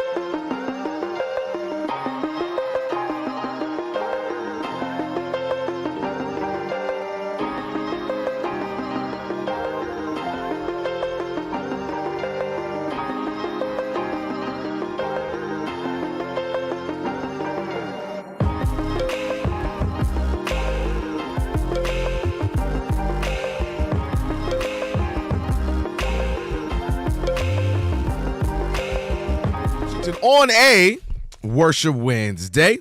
Shout out to Aaron Torres. He joined the show already. Appreciate that. Bloodied and beat up Aaron Torres, but we love him anyway. Are you talking about the opponents that Indiana be playing? No. Is that who you talking about? You know I worked over Aaron Torres like a burger and fries. Mark Medina going to be joining us next hour. Another guy. We're still waiting on that cheesecake. Yeah, I'm sorry. Yeah, the whole, and he's right around the corner from us, too. He says I owe him cheesecake, though. I don't remember. I don't remember. I don't know. Y'all have to figure that out. Rob G bought the cheesecake for Friday. Okay. All right. There you have it. If you miss any of today's show, you're going to stop saying that. Okay. All right. Dang it. For I not be here on purpose just to like, fine. If you don't want me here, I won't show up. All right. YouTube, by the way, check it out if you can. And also by podcast. We're going to be available anywhere you find your podcast. Just search The Odd Couple, and right after the show, it goes up. Rob G puts it up there. Rated 5 stars. Like it, share it, all that good stuff. And if you haven't subscribed, what you waiting on? Do it! Do it! All right, 877-99 on Fox. Question is, has Shedeur done enough to be QB1? Do you want to see more? Do you believe he has what it takes, or maybe you don't at all? What do you think of the quarterback situation with the Browns? 877-99 on Fox. All right, Jay in Minneapolis. You're on the Odd Couple Fox Sports Radio. What's up, Jay? Hey, guys. Thanks a lot for taking the call. We haven't seen enough. I'm not a Shedeur fan. I'm not a Shedeur hater. But, I mean, we throw these kids out there and expect them to work miracles in no time. He hasn't even had a full season under his belt. Think back to when Peyton Manning came into the league. He stunk it up his first year. So, I mean, I'm not comparing him to Peyton Manning. But yeah, I was going to say one guy was a top pick and another guy was a 5th-round pick. I don't know how you could compare the two. Seriously. You can't. Okay. I'm not trying to, but I'm just saying we haven't seen enough. He hasn't even had a full season under his belt. You know, do I think he's going to be a superstar? No, I really don't. But in all fairness, we have. But that's the question. That's the question. Is about being a franchise quarterback. Anybody? I'm not saying he don't deserve a job in the league. Mm-hmm. I'm talking about a franchise. There's only 8 guys who are franchise quarterbacks. It ain't like everybody. But I don't think you need a franchise quarterback. We didn't know he was. You could argue that's what made it more difficult to see his first year. Like, man, this is supposed to be the guy, a Heisman candidate and a number 1 pick, and this is what he's looking like. You could argue would have been having, if you and I were doing that show then, you'd be saying if that. Jackson, if Dylan Gabriel had the same numbers, you would be sitting here talking about you saw enough and he's not good enough. If he had better numbers than Shedeur. That's all I'm saying. He didn't have. I'll tell you. That's a fair point. Let me push back. No. You don't know what I was about to say. Okay. That's a fair point, except for I didn't see the wild plays that I saw with Shedeur. But I saw that's a real thing. But I saw the other steady plays that make you a good quarterback, and that's what was missing for me. And that's why I'm saying if you swap those numbers, you would be saying no way should Dylan Gabriel. He had no way near the wild plays that Shedeur did, and that's what makes his own teammates. But he also had a lot of those bad trying plays. To make the wild plays. I agree, and I think you can learn from that. Max in Georgia, you're on the Odd Couple Fox Sports Radio. What's up, Max? What up, fellas? What up? The answer is hell no, because Shedeur Sanders. The problem is this: he's never going to be a franchise quarterback because there's no Shedeur Sanders franchise. He's all about himself. It's always I and me. It's never us and we. You can't be a franchise quarterback with that type of mindset. Also, he doesn't study film. Tom Brady said before the draft, you got to study. He doesn't study. He's not focused. And when you come in the league, when you're at a disadvantage because the defenses don't really know what you are and what you're about, now they know what you are and what you're about. So he's not going to be having an upside. Man, I'm sorry. I disagree with you wholeheartedly. Simply Max, because you have so. First of all, we even heard his own GM who answered the question and talked about his progression, talked about his growth on and off the field. Secondly, that's a whole lot of you can't. You know how many guys don't start off great at that position? The second lowest Such difficult QBR? position to start off great at. The quarterback position with the Browns? You mean Stop it. You mean Tom Brady, his mentor who watched him and worked him out? Don't do that. Don't do that because as we have a Tom Brady conversation, you sit up here talking about he shouldn't be in these positions with the Raiders. No, but I'm just trying to say. But that's somebody he worked with personally. Yeah. That's the issue. All right, we're going to take more of your phone calls, so we want you to, if you're online, hang out, 877-99 on Fox. If you're trying to get in, call in because we want more on this. We can't shortchange this, and we want to hear. You guys want your dollar on the dollar? We want you guys who were the apologists and the fanboys to call in and just admit you were wrong. It's okay. You know what? They better be calling in, too. 877-99 on Fox. Right now, Martin Weiss. Another fanboy. I'm sorry. Excuse you? The Hornets and the Raptors. It sounded good. We'll keep it there. Excuse you? I need that, Alex. In third quarter, the Charlotte Hornets have a 58-49 lead over the Toronto Raptors. LaMelo Ball with 9.6 assists. The Pistons Pistons trailing Chicago 67-63. Vucevic with a 13 rebound double-double. 76ers lead the Wizards 78-67. Joel Embiid with 24.6 rebounds. Celtics with the 2-point lead over the Nuggets 65-66. Jaylen Brown has 21. All of those games in the third quarter. With about 2 minutes left in the first half, the Hawks lead the Pelicans 59-50. The Hawks, in other news today, working to move four-time All-Star Trae Young before the trade deadline. According to Shams Charania, Young has made it known his top destination would be the Washington Wizards. The Magic and the Nets, Orlando with a 47-42 lead. In the second quarter. Nearing the halftime, the Clippers lead the Knicks 56-51. Kawhi has 21 points. The Suns and the Grizzlies, Memphis trailing Phoenix 27-18. And the Jazz and the Thunder. Thunder have dropped a few games recently, 28-22, the lead for Oklahoma City over Utah. In NFL news, Buccaneers head coach Todd Bowles said he met with ownership today, expects to be back coaching the team in 2026. Trent Williams, Ricky Pearsall, D. Winters, Keon White all missed practice today for the 49ers. Kyle Shanahan said not sure if Trent Williams will be able to practice tomorrow. Lane Johnson getting ready for that game, 49ers-Eagles this weekend. Lane Johnson did return to practice today. The Baltimore Ravens requested interviews for Dolphins defensive coordinator Anthony Weaver and Seahawks offensive coordinator Clint Kubiak for their head coaching vacancy. And Alabama quarterback Ty Simpson and Ohio State defensive back Caleb Downs both announced they're declaring for the NFL draft, skipping their last year of college. Back to you guys. All right, Martin, thank you so much. Odd Couple Robin Kelvin on a Worship Wednesday. And by the way, Aleve is here to help you keep your New Year's resolutions on track. With up to 12 hours of body pain relief per dose, Aleve keeps you moving with long-lasting body pain relief so you can achieve your goals. Use as directed for minor aches and pains. All right. Continue conversation we were just having about Shedeur, 877-99 on Fox. A lot of the lines are lit up. A lot of people want to jump in on this. Let's see who we got now. All right. Yeah, the mic. That would work. That All might, right. just. Let's go. For 40 years you've been doing it. Oh, yeah, I need that. Martin, yes. You about to be a drop. I need that. Oh, my God. We don't need Alex, when you see my eyes go like this, that's all I want. All right. Hey, Martin doesn't have his headphones on, so he didn't even know what we're talking about. He's over there writing his next hit. All right, Walter. Walter in Tallahassee. You're on the Odd Couple Fox Sports Radio. What's up? I live in Tallahassee, but I'm a Hurricane. Wow. Okay. All right. Big game coming up. Yes, sir. But with that being said, I agree with you. He is not showing franchise quarterback. But with that being said, he's been hamstringed this whole time he started. Keep going. In what way? Yeah, keep going. With that being said, NFL is the plantation system. Meticulous. They strip you down to your draws and make you jump and run and do everything so they know who you are. With that being said, I don't think he had a fair chance. Okay. Oh, I think he had a fair chance. I think he had a fair chance. Hold on. If he would have got the start from the beginning of the season, the first 6 games would have looked like his stats now. No, that's not automatic. You don't automatically improve. No. Hold on. You don't automatically improve because you started the season.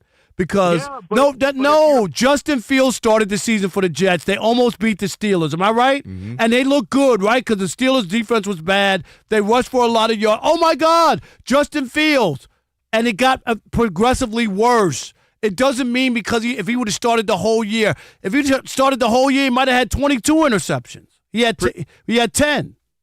I don't know if he's still on or not. Appreciate the call if he's not there. But you don't feel like I want to see what another 6, 7, 8 game, to make a full season look like. I'm just saying, because that's the way I walked away with it. There was some bad. He held the ball a lot at times and threw kind of trying to throw into some stuff. Like Deshaun Watson. I'm going to start the season with Deshaun Watson. If you didn't know Deshaun Watson that money, say it was average money for him. Let's say he was 18, 20. I still would have started with him.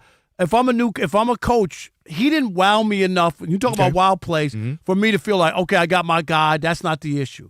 And even if the Giants decide to do something because they have a unique situation, and the only reason why Dart is an issue is because of the way he plays recklessly. Well, mentally, too, to say that. It'd be one thing if you just play that way. He's reckless with his mouth. If I'm a coach, I don't want a guy who's going to be reckless and be hurt all the time.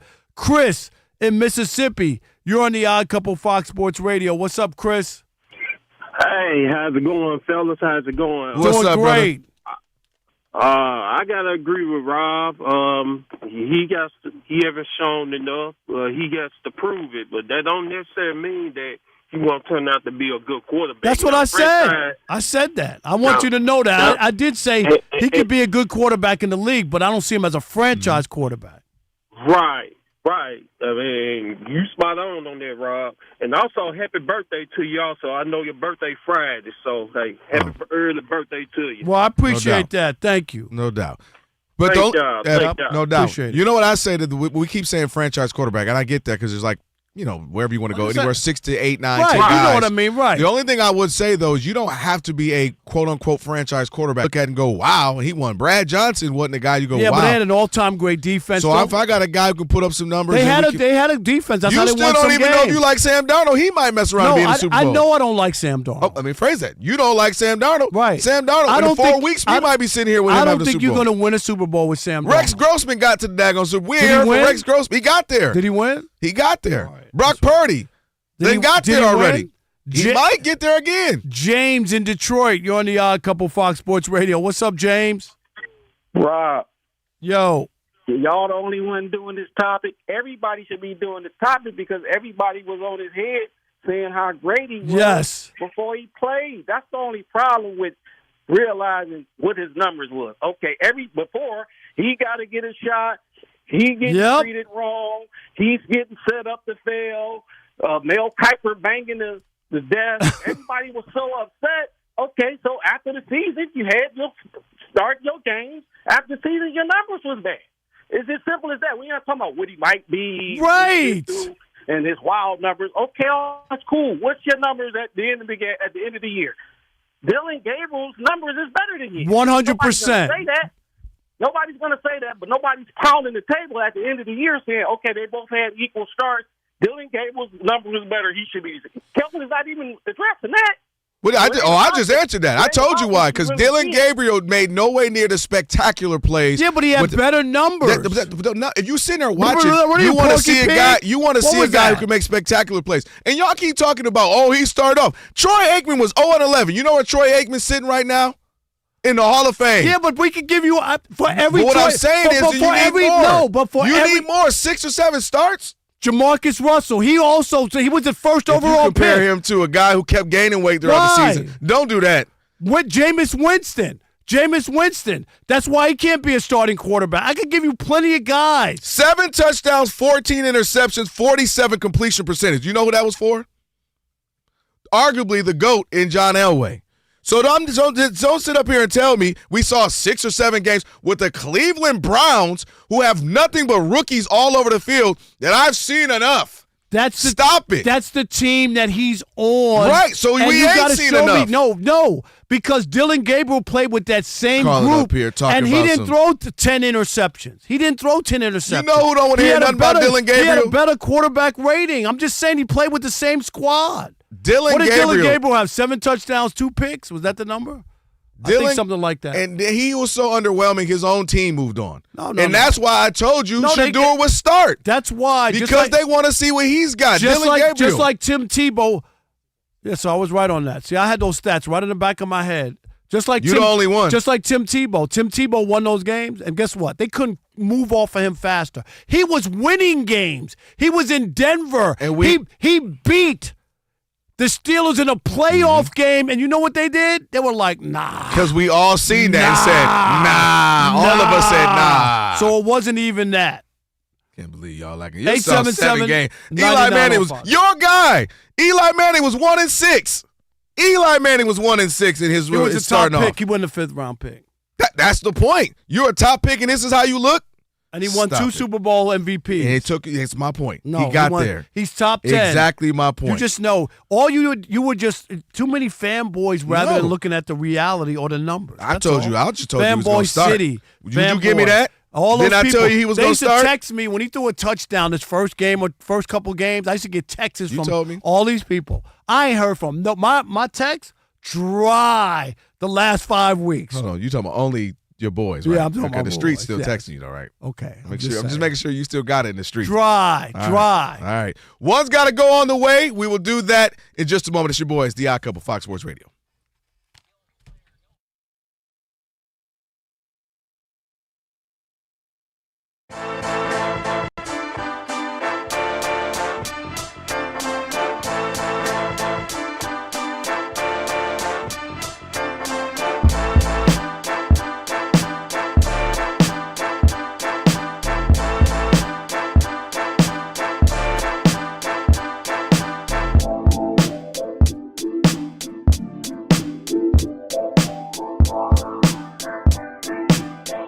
Well, you know who's feeling PTSD this evening is every Laker fan in Los Angeles because the team sucks right now. They got blowed out 3 straight games. They lost 6 of their last 10. Hey, yo! And it was so bad that after the game, J.J. Redick, very mild-mannered J.J. Redick, as you know, went scorched earth on his entire roster. Take a listen. The 2 words of the day were effort and execution. And, I feel like when we've done both of those things at a high level, we've been a good basketball team. When we haven't, we're a terrible basketball team. And tonight we were a terrible basketball team. And that started legitimately right away because we don't care enough right now. And that's the part that bothers you a lot. We don't care enough to do the things that are necessary. We don't care enough to be a professional.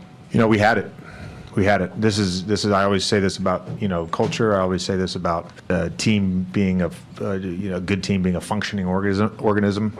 It can change like that. We don't have it right now. Again, it goes back to what I said the other night. It's a matter of making the choice, and too often we have guys that don't want to make that choice, and it's pretty consistent who those guys are. And so Saturday practice, I told the guys, it's going to be uncomfortable. The meeting is going to be uncomfortable. I'm not doing another 53 games like this. I got a couple things real quick, Kelvin. Yeah. First, and Rob G, you said you heard the rest of the press conference, right? It was just a quick little blip. I'm I teach journalism at USC. I would not allow J.J. Redick to get up there and paint a broad brush. Who are you talking about, J.J.? Is it Luka? Yeah. Is it LeBron? Is it Austin Reeves? You got to tell me who you're talking about, okay? This whole notion about they know who they are. Who are they? Okay? Yeah, because he did it twice too, Rob. You're right. I mean, come on, man. Stop it. What reporters are sitting there allowing him to not have to say LeBron's name. I want to hear it out of your mouth. Say Luka out of your mouth. And this guy's he's a fraud and a hypocrite.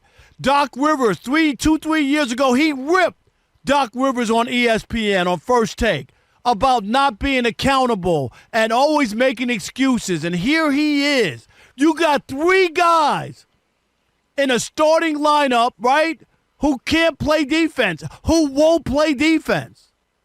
But have you made a change, Kelvin? Have you sat somebody down and said, Rob G, what's the stat? Don't they have, like, those 3 guys together defensively is as bad as it gets in the NBA? Yeah. Well, what's worse is that their starting lineup, so you include those 3 guys, Right. You got Luka, LeBron, Austin Reeves, Rui Hachimura, DeAndre Ayton. In 76 minutes entering Christmas, so it only got worse on Christmas. Right. The Lakers starting lineup been outscored by 15 points, allowing 120.7 points per 100 possessions. That would rank worse than every NBA defense except the Jazz and the Wizards, who are trying to lose. And Kelvin, that's my point, is you have this data, okay? You know what this is. If you're really trying to coach and make a difference, LeBron, sit down. Austin Reeves, like that together. You guys can't play together. I'm going to have to break this up and put somebody in there defensively who's maybe not the offensive weapon, right? But we need somebody to make some stops. You can't keep doing this. We know what LeBron is. Did you watch the play yesterday where he stomped his foot and yelled at the referee and didn't run back? Like, timeout. JJ, I dare you to call timeout and pull LeBron out of the game. I dare you. It doesn't happen. Luka, look how great he is. The people who think that Luka is in the MVP conversation, dude, one-dimensional, and he doesn't even try to play defense. He ain't no damn MVP. I'm sorry. Well, they've been saying Austin Reeves is in the All-Star consideration, but we got some breaking. Oh, it was revealed that Austin Reeves has a grade 2 left calf strain, will be reevaluated in approximately 4 weeks. So you won't see that starting lineup anymore, Rob. So you aren't going to see that. But Rob, so a couple of things. I'm going to jump in here. You mentioned a couple of things I want to touch on. Rob G added the stats that I was going to bring here. If you're J.J. Redick, I'm seeing you usher out the same lineup 7 times already this season that ain't doing nothing. That's on you. If the definition of insanity is doing the same thing over and over, thinking a different outcome. That's you running out this same lineup. That is you running out a lineup that's a given. You got a 41-year-old who we know can't play defense, and it's almost impossible for you to even ask him to play defense at the rate in which you need it. We have a Luka Doncic who has never been known to play defense, and now you have those 2 playing together, and an Austin Reeves. And what do we like to bring up all the time? Austin Reeves is the guy that other teams pick at. That's the guy they go at. So you got 3 of them in the same lineup at the same time, and DeAndre Ayton, who is not an overwhelmingly a dynamic big man who blocks shots, changes shots, and is an enforcer.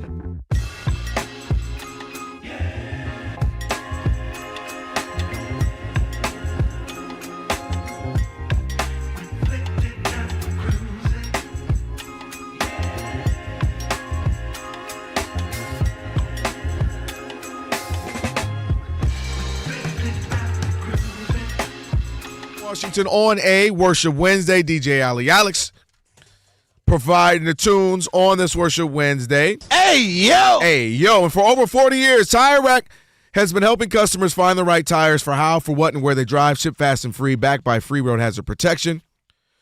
With convenient installation options like mobile tire installation, TireRack.com is the way tire buying should be. All right, it's now time for One's got to go. Hard decisions. So 5's a crowd. Is that what I'm gleaning here? 5's an uneven number. Figure it out. Hear me out. Hear me out. All right, Rob G. This is easy, right? It's Shedeur Sanders. No, that's. I'm sorry. Here's. Black quarterbacks, one's got to go. Oh, God. No, he would have been like, this all is hard of for them. me. All of them. This is Well, hard. only one's got to go? All right, Rob G, you had the drama today. You put it all on the gram, and I saw it on the gram. So I was like, you know what, Rob G? I'm lucky to be alive right now. You are lucky to be, man. But you're also a handyman. Shout out to you and Shay, who can do all the handyman work. You had some drama at home. Break it down for us. Yes, sir. So That is racist. He's a handyman. Yeah, Racist. Now, Shay came At here least you didn't ask screaming me to one set day. the table. Anybody need me to do something? I can do What? it. Look at Rob G. You heard that pushback to me? Jesus, set the table. Racist. What's your name again? Oh, God. Brother, the level of racism today has been crazy. You said, and Sagar, I mean, you know, you Kelvin, culturally. Come next to the fire. Let Uncle Rob teach you a lesson. It says in historical biblical tone in springtime. I'll take your response off air. I do believe in that. I do believe we don't have the date right. Okay. It's the principle more than the date. 877-995 if you want to weigh in on Jesus. Chris in Wisconsin. Rob G, I just need you to say thank you, Jesus, one more time. I love that. I'll do it later. Like, I literally love that. Bro. All right, That's can we get there? So, anyways, I was walking out the house earlier today, and I noticed a burning smell coming out of my garage. Long story short, even though I clean out the lint trap every day from the dryer, I didn't know if you know this, but you're supposed to clean out the entire thing once a year at least, where you take off the bottom, take off the back. The maintenance guy at the apartment, he knows. Remove That's the all luxury the of that, lint. right? Otherwise, it could catch on fire like it did in my house today. So it got me thinking, one's got to go daily use appliances. Okay, all right. Let me get a pen. Go ahead. The washer, dryer, we'll call it a combo in this situation. You might have one or the other. The microwave, the air fryer, or the dishwasher. This is easy. Oh, gee. Go ahead, Rob. Ruin the segment per the use. Yeah, per use. What are you trying to say? This is always easy. Come you on. guys have terrible topics. Come on, you old brand muffin. I'm You. not going to say anything then. No. I'm just as What's concerned. got to go, Rob? No, go ahead. One. No, it's easy. Just kick me out of it. No, Okay, one's gotta you're go. a brand muffin. My mic is off. I'll Rob No, Parker, you no, gotta go. It's easy. Go. Which one? Hit me with the music, Rob. It's Alex. easy. It's the dishwasher. He ain't washing no dish. Well, let me think. No, Rob cooks. Rob's one of the few guys who cooks like a He lot. does cook. Let me think. Single guy. What would he might? No, he definitely using a microwave. Single No air guy. fryer. No air fryer. Yeah, air Easy. fryer's no air too- fryer. too Air fryer's contemporary. gone. No air fryer. Y'all gone. trip. It's the dishwasher. You just throw the paper plates away. Oh, good point. It's the dishwasher. Throw the paper Great plates point. away. What's the throw answer, the red Rob? Solo cup out. It's the dishwasher. Which one is it? Don't be. Hey, how you gonna be out? How you gonna be out with his headphones on listening? What they saying about me? I'm out, but I'm listening. Which one is it?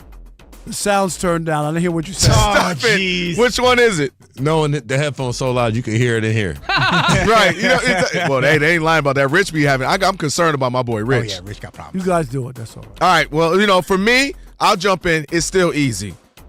It's the microwave, believe it or not. The microwave. The minute they invented the air fryer, it was a wrap. Put the camera on me, Soccer. Whoever invented the air fryer.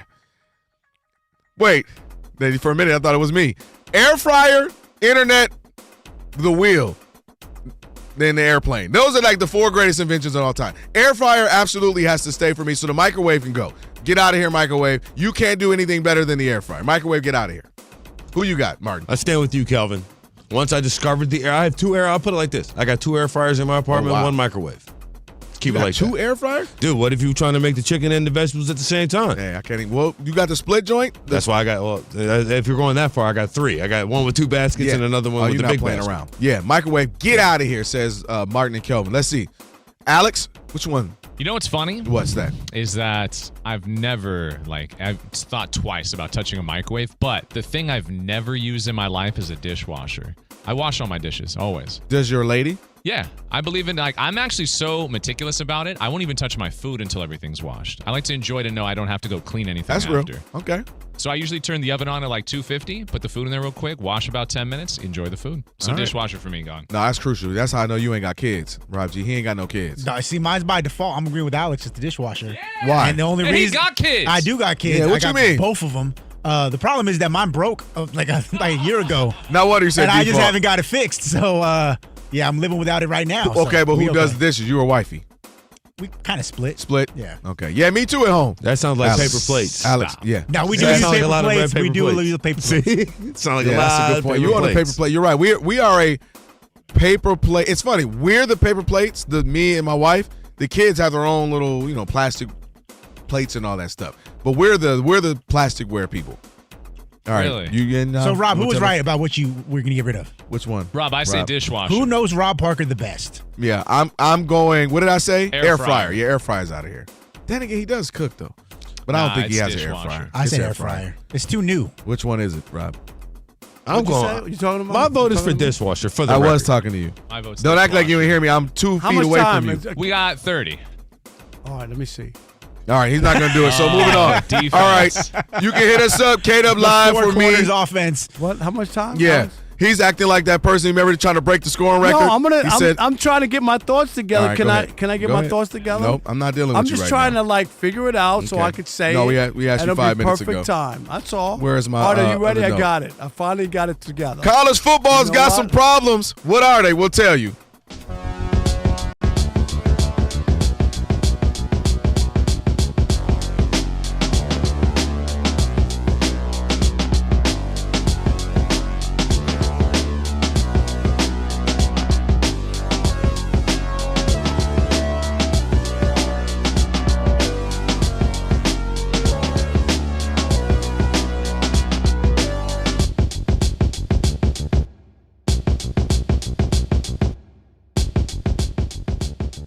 Carry so much stuff. Great Sunday night football game. Yeah. The Bears, who had a chance to win the game on the last play and just fell short. And, Yep.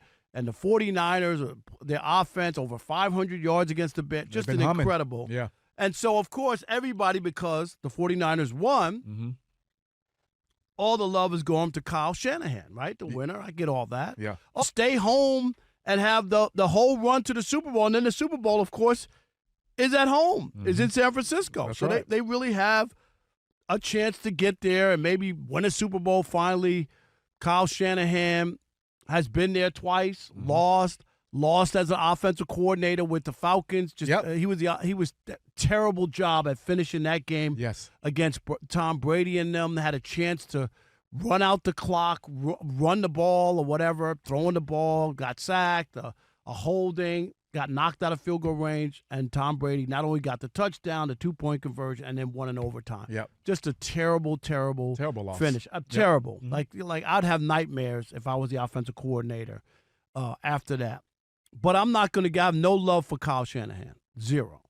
And what I mean by that is he's got to finish the job and win a Super Bowl. We've seen this movie, winning a lot of games in the regular season, players in and out. This is not like new. Oh, my God, how do you do it? Because we've seen this before. Yeah. Doesn't matter who's the quarterback, right? It seems like his offense will be able to survive no matter who's out there. Yep. And so they've been to 2 Super Bowls. The time has come. So I think the only thing that's left for Kyle Shanahan is can he run a team, finish strong, and Rob G, he had some terrible numbers late in fourth quarters. Rob G, just throw these out to Kerry real quick. Kyle Shanahan, these are horrific numbers. Oh, it's tough if you're a Niners fan. Turn your volume down because this is going to get real dark real quickly. Guys, there have been 7 teams that have given up a 10-plus point lead in the Super Bowl. Kyle Shanahan's teams have lost 3 of those games, either as the head coach or as the OC. Of course, 28-3, the largest blown lead in Super Bowl history. He was 28-3. He's blown 2 separate 10-point leads as the head coach of the Niners. Those would be the second highest blown leads in Super Bowl history. Guys, between the 3 Super Bowls that Kyle Shanahan has been a part of, 2 as the head coach, one as the OC. Yeah. His teams have been outscored a combined 58-12 in the fourth quarter and overtime. Kerry, did you hear that? I did. 58-12. In winning time, 58-12. And that's why I refuse to give him a parade. I refuse to throw confetti in his hair. I'm not doing any of that about, oh, look at what Kyle Shanahan, he's a genius. Nope. Go win a Super Bowl. Go finish it. Am I being wrong? Am I being too tough? No, you're being fair. I'm going to give him credit for this year. And I say that just from the standpoint of we know what that team looks like at full tilt. They're not full tilt. That isn't the most talented team. This team isn't the team that I thought even coming into the year would be in the position to be number 1 in the NFC. So I'm going to give Shanahan credit for what he has achieved. But you're right, Rob. He has to win the big one. And if he doesn't, he'll just be remembered as a good coach, a coach that won games. Who couldn't finish the job. And could not finish the job. You know who he would be if he does not get this job done? He reminds me of Andy Reid before he got it done. When he was in Philadelphia? When he was in Philadelphia, right? They went to 4 NFC championships. Exactly, and could not get the job done. Got to the Super Bowl. Andy Reid didn't leave Philadelphia because he did a great job. People don't even understand. Like I said all the time, he didn't leave because they were like, oh, yeah, okay, you're great. Go ahead. No. Tony Dungy didn't leave Tampa Bay because he got the job done. They could not get over the hump. Yeah, no, this team, with Mike Shanahan, he has to win the Super Bowl. Though. With Kyle Shanahan, he has to win a Super Bowl, though, man. It's time. And this is the thing, Rob. If he does it this year, in my opinion, it'll be one of the best coaching jobs I've seen.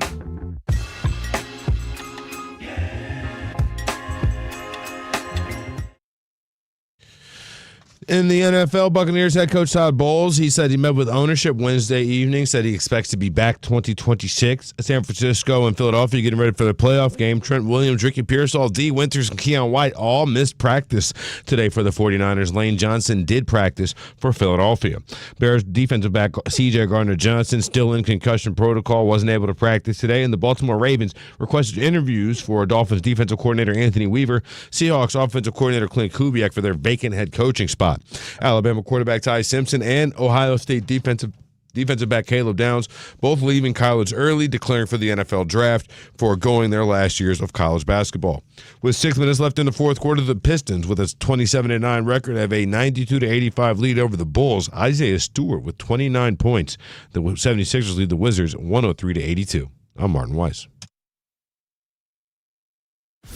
I've been covering this league since 1987.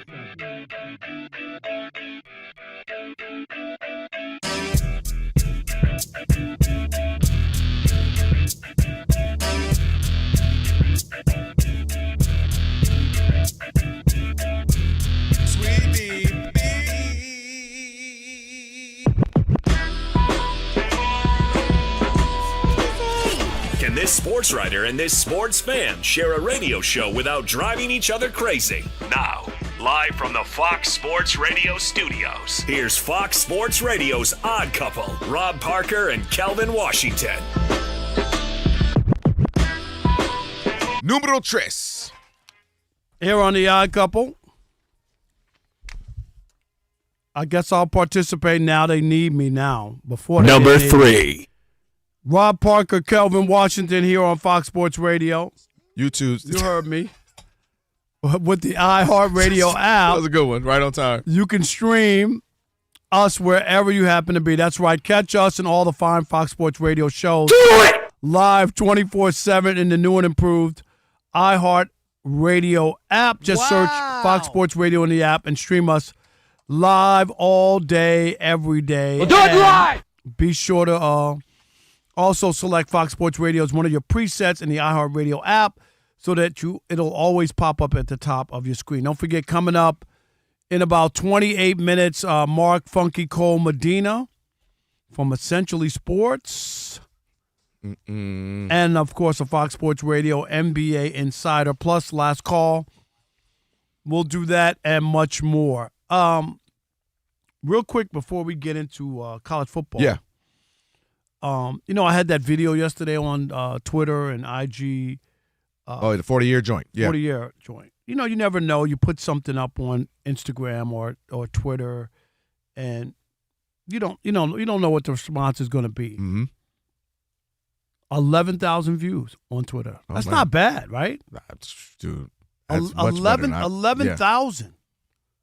Folks, 40 years. You got people want to see. That was pretty good. I told you Marcellus was one of the guys on there. He watched it.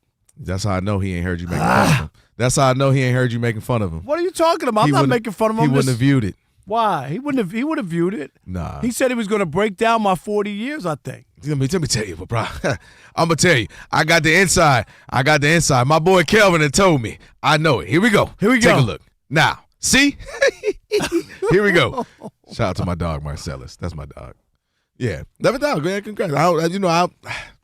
I fell off Twitter, man. I ain't going to lie. It's just, it don't be tweeting the way it need to be tweeting it no more. I can't make sense of it anymore. Rob G, I get on there. I don't see none of y'all. I see people I don't know and suggested this, and it's like I got to walk through and cobweb. Like I don't feel like the piece it like I used to be. Boom, boom, boom. People you knew, you followed, you saw stuff. Now it's like it reminds me of MySpace when MySpace went down, which just got junky and cluttered and I crazy. never had a MySpace. I wasn't there for that. Yeah, you might have missed that. I got on late, and by the time I got on, it pretty much ended. Well, once people start, and Instagram is getting that way, by the way. All this suggested and just pops up. You can't even. I don't even get this. I gotta find y'all. It's getting weird, man. No, it's bad in that they just flood your. I didn't ask for that. It's just really get it back out. I follow y'all. I follow people. It's really Can I bad. see them? No, it's really bad because that's all they do is they just Suggested commercial, ad. If you look at one video, then they're gonna send you 20 of them. You I can't- looked at watches. They And then- won't leave me alone Right, with watches. I believe it. Leave me alone. So I have to go. Now I got to hit snooze it, and then they'll say, why? Because you see the ad too much? Like, man, it's, yeah. Yes, I do. I just put it relevant on one everything. thing. You stop on one video, they're like, oh, that's what you want, but give you more of that. Go away. All right, Rob G, we got a college football issue, I think. We do. Big time. It's brewing. Of course, the national championship will be here before you know it, and the playoffs continue, but there's other stuff. Yes. Yeah, we got the college football playoff semifinals coming up Thursday and Friday. And you would think that'd be the big story in college football, but it's not, because as you guys have talked about for about a week now, the portal has completely thrown the college football world through a tizzy. At one point, 1 in every 3 Division I college football player was in the portal. Crazy. That doesn't mean they all changed schools, but they put their name in. Why not? To see if gauge their somebody, value, see and if then they somebody's went back. interested. So over 4,000 players were in the portal at one point about 3 or 4 days ago. And yesterday we had something that really, kind of shook that whole story even further. Washington quarterback Damon Williams Jr. had declared earlier in the week that he was going to return to the Washington Huskies. He was not going to leave. He's very good, very highly thought of, and if he wanted to leave, he could have left very quickly and got paid very handsomely. As a result, Washington, according to reports, offered him a contract which he signed to return to the Huskies in the neighborhood of about $4 million. However, late last night, Williams goes on his Instagram saying, I've decided to put my name in the transfer portal because, quote, I have to do what is best for me and my future. One thing that needs to be noted as well, he's in the portal, but he put on there with the disclaimer, do not contact. While that could be nothing, historically, players who go in the portal with the do not contact tag They know where are they're in going. there because they already have a team in place they are going to. They're just waiting to sign the contract before they leave. Guys, according to ESPN, Yahoo, The Athletic, this thing has really reached the boiling point in the Northwest to a point where Washington has already told any reporter who would listen that they are going to take legal action against Williams if he tries to get into the portal, and they will not even allow him. They will do everything they can in their power to prevent him from leaving his name in the portal moving forward. Okay. This is going to get messy. It is anybody who doesn't want to be there. So that whole idea of that you're going to stop them or whatever, like once you decide you don't want to be here, I don't want you here. So the school can say to Rob Parker, okay, what's that? What? You're dead to me. Yeah, absolutely. Okay. Williams, you're dead to me. If you don't want to be here, seriously, Pat Riley always said, either you're in or you're out. Once you say you don't want to be here, I gotta like, it might hurt me in the beginning, but it's cool because it doesn't make any sense. Mm-hmm. So that's part of it. The other part is these contracts and where we are. This ain't college football. I think we need to. Are you ready? I'm ready to make some real changes. I got 2 really big changes. I'm listening. That people probably don't want to hear, but I'm gonna tell you anyway. I'm gonna break it down. Break it down for me. Okay. I'm just number 1. Can we change the name of college football to what? To minor league football. No longer college football. They pay the players. They make a lot of money. Yep. The games are on TV. They charge. You can't get in with your student ID. You got to buy season tickets. Okay, right. It's minor league football. Number 2, and even bigger than just a name change, is we have to have a players' union, a collective bargaining agreement that protects the players from schools doing exactly what he wants to do, which is schools, they have had, and I've seen college football writers show language in these deals where the schools state they can void out the contract, Kelvin, whenever they want to under any circumstance. There's those bylaws and contracts for sure. Okay, so they can do it whenever they want to, but now they're talking about going to court. Bad business, it's a bad look. Because if I'm a player and I see Washington do all this stuff, I want to go there. I don't know if I really want to go there or even be committed to anything that they're doing. It looks really bad. It just looks bad going forward or whatnot. But I believe in let's change college football to minor league football. That's what it is. Uh-huh. And the players have to have a CBA that bargains for them, that looks out for them so that these are all the same deals. If you sign a deal, it says in the CBA you have to honor your contract for whatever it is. Yeah. And the school cannot cut you or not cut you, but not pull their scholarship for 1 year. Say you sign it the first year, whatever, it has to be guaranteed. There's got to be safeguards for the players as well, not just for the schools. That's where I'm at. Well, obviously, you and I both have contracts here. We've had contracts too. I had a TV contract. You've had TV contracts. We've had contracts. So you know how this goes. There's always going to be an out, whether that's a moral clause, whether that's some type of, not in our business, but an injury clause or something. There's always going to be an out when it comes to contracts. Lawyers are going to lawyer, and there's going to be a way out. But the reason why I'm not mad at what you're saying is because at least if there's some type of understanding where, hey, we don't mind you transferring. If there's some type of CBA, you can transfer or you can do this, but here's what it is. Contractually, you get 2 transfers and that's it. Contractually, if we say we're going to pay you $150,000 per year, $200, whatever, we got to pay you. And coaches too. Coaches, you get 1 transfer or 1, I'm going to go to this other school, and the next one you got to honor the full length of your contract. You know that ain't happening. But I know. But I'm just saying, we need to get, because I'm saying it can't just be all incumbent on the students. Because, again, they're no longer amateur students, right? These are employees, and if you're an employee, well, then there's employee rights. So there needs to absolutely be some type of collective bargaining for the college. And they started it. Remember the Northwestern kids tried to do that and the judge some struck years it ago. down, but they need a union. They need you're getting too much money's involved. When you have colleges that are paying nearly $30 million for these student athletes, that's dang near a third of the NBA salary cap. Like a school like Indiana paying everybody. Oh, I'm sorry. Yeah, but why are you singling out Indiana out here in these streets? So absolutely, they need to have a collective bargaining. And I look at this as this is where they tried to right a wrong, and now everything's turned wrong. They tried to right a wrong with college sports by being too late. Me and you've talked about it. NCAA, no, the kids can't do this. God forbid they get some free pizzas and sign a few autographs. God forbid they get a couple of tattoos like teenagers do, and now they're bad people and they're bad guys because they got tattoos just signing some stuff or just sticking around or taking pictures because they're athletes. So I called it identity fraud. The NCAA has been practicing identity fraud for decades, and now these kids can finally get paid, and they're going haywire. Now they can finally control their own destiny with transferring, and they're going haywire. And this is where we are. So there needs to be some type of come to Jesus moment. We've been talking about Jesus on this Worship Wednesday, where both all the collective. Time. Oh, I'm sorry. Yeah, all the time. Too late. That was good. We'll get you there. You Rob almost G, there. did you hear that? Did you record that one? Yeah, well, let me say first. God is good. All the time. Did you hear that, look Alex? At that. Alex, there we go. Record that. Save that because at least we got the one. When Kevin calls in, this way he can't say I never said it. But I Who's agree. listening to me and saying I never said it? I can't. Because he calls all the time. But you say it, so it's good. We need a double? First of all, we're not married. Okay? I know it's the odd couple, but we're not a couple like that. Okay? Is that we're a pancake, one. Kelvin? Rob G married. Now, you and Rob G are married because y'all can have marital spats and he can still feed you the pancake.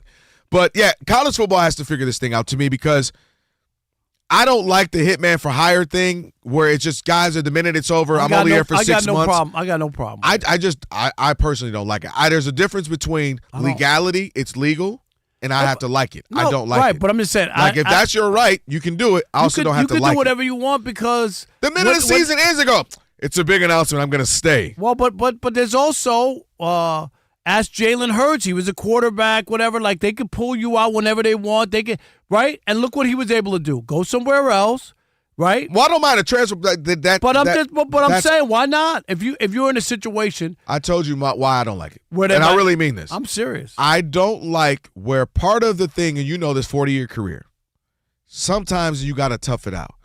Sometimes it ain't always exactly how you thought it would be. Coach don't tough it out. He don't say, hey, Jalen, you know what? You're our guy. You're going through a little something. We're going to work through this. No, they're ready to move on to the next guy, and that's the issue. And my thing is, we've seen this, but that's also part of life. If he's outplaying you, he's outplaying you. Like, it's a meritocracy. Yo, he's outplaying you. But it's not only that. They promise you something. You show up, and they got other 4-star running backs, 3 others that you didn't even know about. Then outwork them. And I'm not minding a transfer at time, but it can't be. This is what I mean. The mentality of, it ain't going my way, I'm transferring. Next year, I ain't getting enough money, I'm transferring. Next year, man, I don't like this situation because that's not real life. It's a free country. Yes, it is in college football. It is a free country, but I ain't got to like it. You know why they signed you to a contract? Why? Because they don't want you to go to another channel or whatever, another situation. But they have to honor it and they have to pay you in full. In college, they could just decide that they're going to change or not pay you. Well, I don't want to speak on that because I don't know the NIL situation. Meaning, like, if we sign something a 2-year, $2 million kind of a thing, I don't know how that works. Like, I don't want to because they can pull out of it, like a scholarship. Scholarship. But they've changed that though because of everybody. Once we all found out about this scholarship, we all thought you got your 4 years. You're only getting 1 year 4 times. Right. Yeah, once people found out about that, they had the big negotiations on changing that. But I would just love to see I get the transfer every now, but don't just keep transferring just because it ain't the perfect situation for me. Sometimes in life you got to fight through. You got to push through. 877-99 on Fox, 877-996-6369.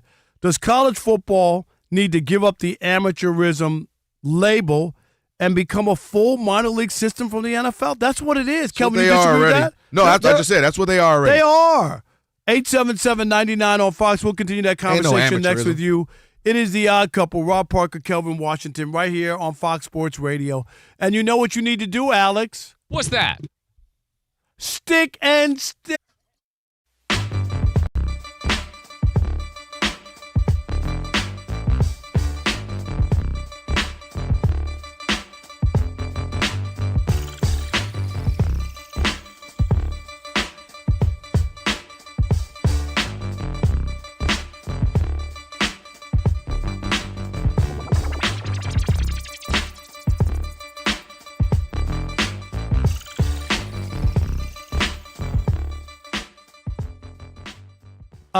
The idea about Jared Goff. I've been telling you this for a while, and I don't care what the numbers are. I heard Colin Cowherd talk about Jared Goff doesn't get consideration despite his numbers with the line quarterback or whatever. And people, I get it. He puts up coming into the game. I think he had 32 touchdowns. Rob G, check me if I'm wrong. No, you're and right.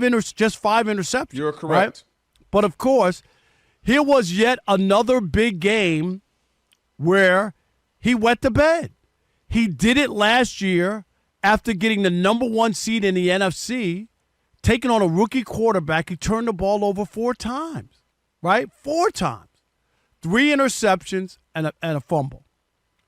Here he is. He has 5 of the Lions' 6 turnovers. We talk about the Lions did. They had more turnovers than a bakery yesterday against the 3rd-string quarterback who Rob G had the net yards, passing yards of -3. Is that what it was? 3 yards. Net passing yards of 3 yards, Kelvin. Mm-hmm. In a game just to keep their hopes alive, right? It didn't mean you made the playoffs. But I mean, if it's going to happen, you got to win it. You got to at least win it against a nobody. The guy only had like 41 yards, am I right? Or was it 51 yards, Rob G, passing? 51 yards. But no, he has 5 turnovers. If you want to know why he became available to the Detroit Lions, it's because, and remember, The Lions got a lot of picks in it, too. I get it, right? Mm-hmm. But the reason that the Rams, who went to the Super Bowl with Jared Goff, moved on is they couldn't believe this guy can't win a big game for them. That was what they believed.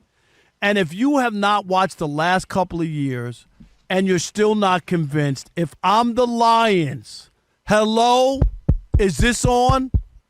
I would do whatever I could in my power to move off of Jared Goff. He's not going to get you where you're trying to go. Will you win games? Yes, you will. Will you be in the mix somehow, some way? Yes, you will. But the ultimate goal in Detroit, who has never, right, which has never won a Super Bowl, is to win the Super Bowl. I am convinced 1,000% that Jared Goff will never win you a Super Bowl. And even if they have to eat the contract like they did with Russell Wilson, look at the Broncos. They took an unbelievable hit to walk away from Russell Wilson. And guess where they are? Fighting for the number 1 seed in the AFC. With a chance, with that defense, a chance to get to the Super Bowl. That's real. At some point, you have to be honest and look at a guy and go, he's good. He can get me to a certain place. It happens with coaches all the time, Kelvin. We talk about it. This coach got me here. He can't get me over the hump. And sometimes you got to make it. Probably the greatest move in NFL history, one of, was when the Tampa Bay Bucks said to Tony Dungy, thank you, but we've had enough. And they hired John Gruden, and guess what? With Tony Dungy's team, John Gruden won that franchise a Super Bowl. Don't be afraid of the unknown. Be afraid of the known. And that is what you need to be afraid of. Be afraid of the known. The known is that Jared Goff can't win a big game when you need it. It's happened way too often for a guy who's put up the kind of numbers that he's put up. Detroit Lions, don't be satisfied. You still have a good nucleus, but you're not going to win anything with Jared Goff. I'm convinced of that.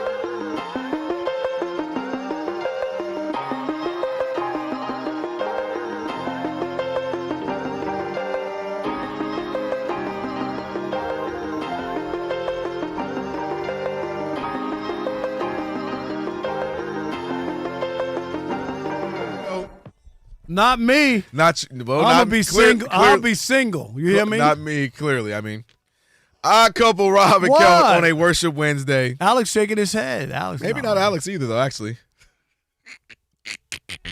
we're dumb. Mark Medina coming up in about 5 minutes or so.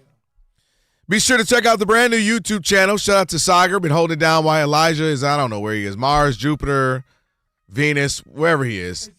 What are you talking about? Is that Fred Flintstone doing the post-game show with gray hair? I'm just saying. I literally have no idea who he is. Usually it's like an old coach or something. Rob. I have no idea who I that thought is. Rob G love old people. You love old people. Yeah, No, okay. he does not love old people. He does not want them to have jobs. No, I'm just saying. You are worse than the average like retirement age of 66. I mean, the minute somebody goes past that, you are on their head. Like, get out. Rob's a nominee for Player Hater of the Year. Am I? Yeah. Yeah, he is.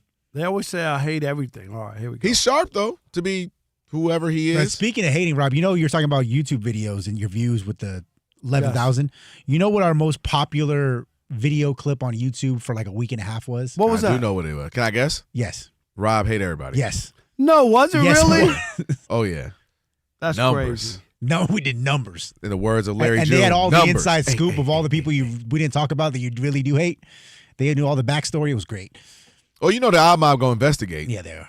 Did they add any to the list that we missed? Yes, they did. Okay. And some of them I'm like, oh, how did they know about that one? That's funny. Yeah. They're passing it. You didn't see that link here. This one he was yelling at this person. All right. Check out the YouTube channel. Shout out to the Odd Mob YouTube. And you can read some comments if before we get out of here in a little bit. Again, Mark Medina coming up in just a moment. All right, 877-99 on Fox. College football, the state of it. You got kids signing again, but then leaving, but then re-signing, but then saying I'm going to the transfer portal. We've talked about the Lane Kiffins of the world. Coaches just dipping. Does it just need to be a minor league? Do they need to just call it professional football light? 877-99 on Fox. Who we got? All right, let's do it. Let's start with Greg in Wichita. You're on the Odd Couple Fox Sports Radio. What's up, Greg? Robin, Kelvin, why you bugging? Okay, There you go. all right, There you go. I like that. I Yes. like that. Okay, first of all, that chocolate ice cream milk shit last night, I'm sorry, was the funniest thing I've heard on the radio. Okay. Sorry about that. Is I he wish still there or did we just drop it? I don't know what we just Yeah, did. no. He's gone. Greg, Well, at come least he on, got his Greg. song on. Don't worry, he got his song on. Greg, now come on. It's 2026, Come on, you Greg. know that. This You ain't know- no podcast. It's a radio show on 400 stations around the nation. Pac-Man ruined this show. I know. Yeah, I The heard Pac-Man. Hashtag bring Pac back. Bring Pac, boy. I don't know. What? Pac might come back, but might need a backpack. I'm the trying way to he get a was send-off acting. check. Come on. All right, Mike in Who Peoria. You're on the Odd Couple Fox Sports Radio. What's up, Mike? Hey, guys, great to be with you again. Everyday listener, part-time LeVar Trasher. Oh, there you go. We appreciate that. Yeah, he does bring up a LeVar moment for no. It'll come out the blue, It's too. okay. And let me tell you another thing about LeVar. Hey, I agree with Rob. The players have to organize, but here's my fear. How long after they organize are we going to see a work stoppage? We know we've lost a World Series. We know we've had replacement NFL players. It's just going to happen. It's just a question of when. No, I hear you, and that's a part that's a of possibility. it. But I gotta say this: we notice, Mike, what's going on in the Wild Wild West. There's got to be parameters. They got to be represented. There's too much money. Everybody can't be making their own side deal. There has to be some guidelines so that the kids don't get screwed. Seriously. I don't know if we still got him or not. But what I mean, You know what I'm saying? Like, no, I that's totally it. get that. But also, just I don't what talk about no salary cap and all that. I'm just talking about parameters that need to be followed. Does a school have any say in this? Let me throw a little devil's advocate. No, you have. Well, Does first, a school meaning like, hey, we're trying to? No, the union will negotiate for a CBA with them, but first get all the players together as one. I'm organized. shocked that hasn't happened right now. No, And I don't know they tried to I do know it. we talked about Northwestern. I know, but I'm wondering now that the money is there and now that it's known and it's not secretive. So much money. I'm just wondering how it has it. Maybe because individually they're like, I'm getting it, or since we're saying it's minor league NFL, we know the NFLs ain't great. Maybe college will be the same. You know what I mean? Where they just like it's harder to get that many people on the same page, and a lot of guys are more than 32 right. Schools. Obviously. Rocky in Greenville, South Carolina. Hey, Adrian. You're on the Odd Couple Fox Sports Radio. Good evening, guys. Let me lead by saying that God is truly good. Amen. All the time. And I agree. yeah, if you're going to have a CBA and you're going to have contracts, and I don't know what you call it, Rob and Kelvin, but you're doing all of that. I truly believe that maybe it's going to be in my lifetime, maybe not. I don't know. I truly believe college. Maybe it's just football is going to break off into separate divisions and the bigger ones and create their own deal and leave the others behind. But you're doing contractual stuff. You reckon they'll having those contracts? Oh, by the way, you got to go to class and stay eligible.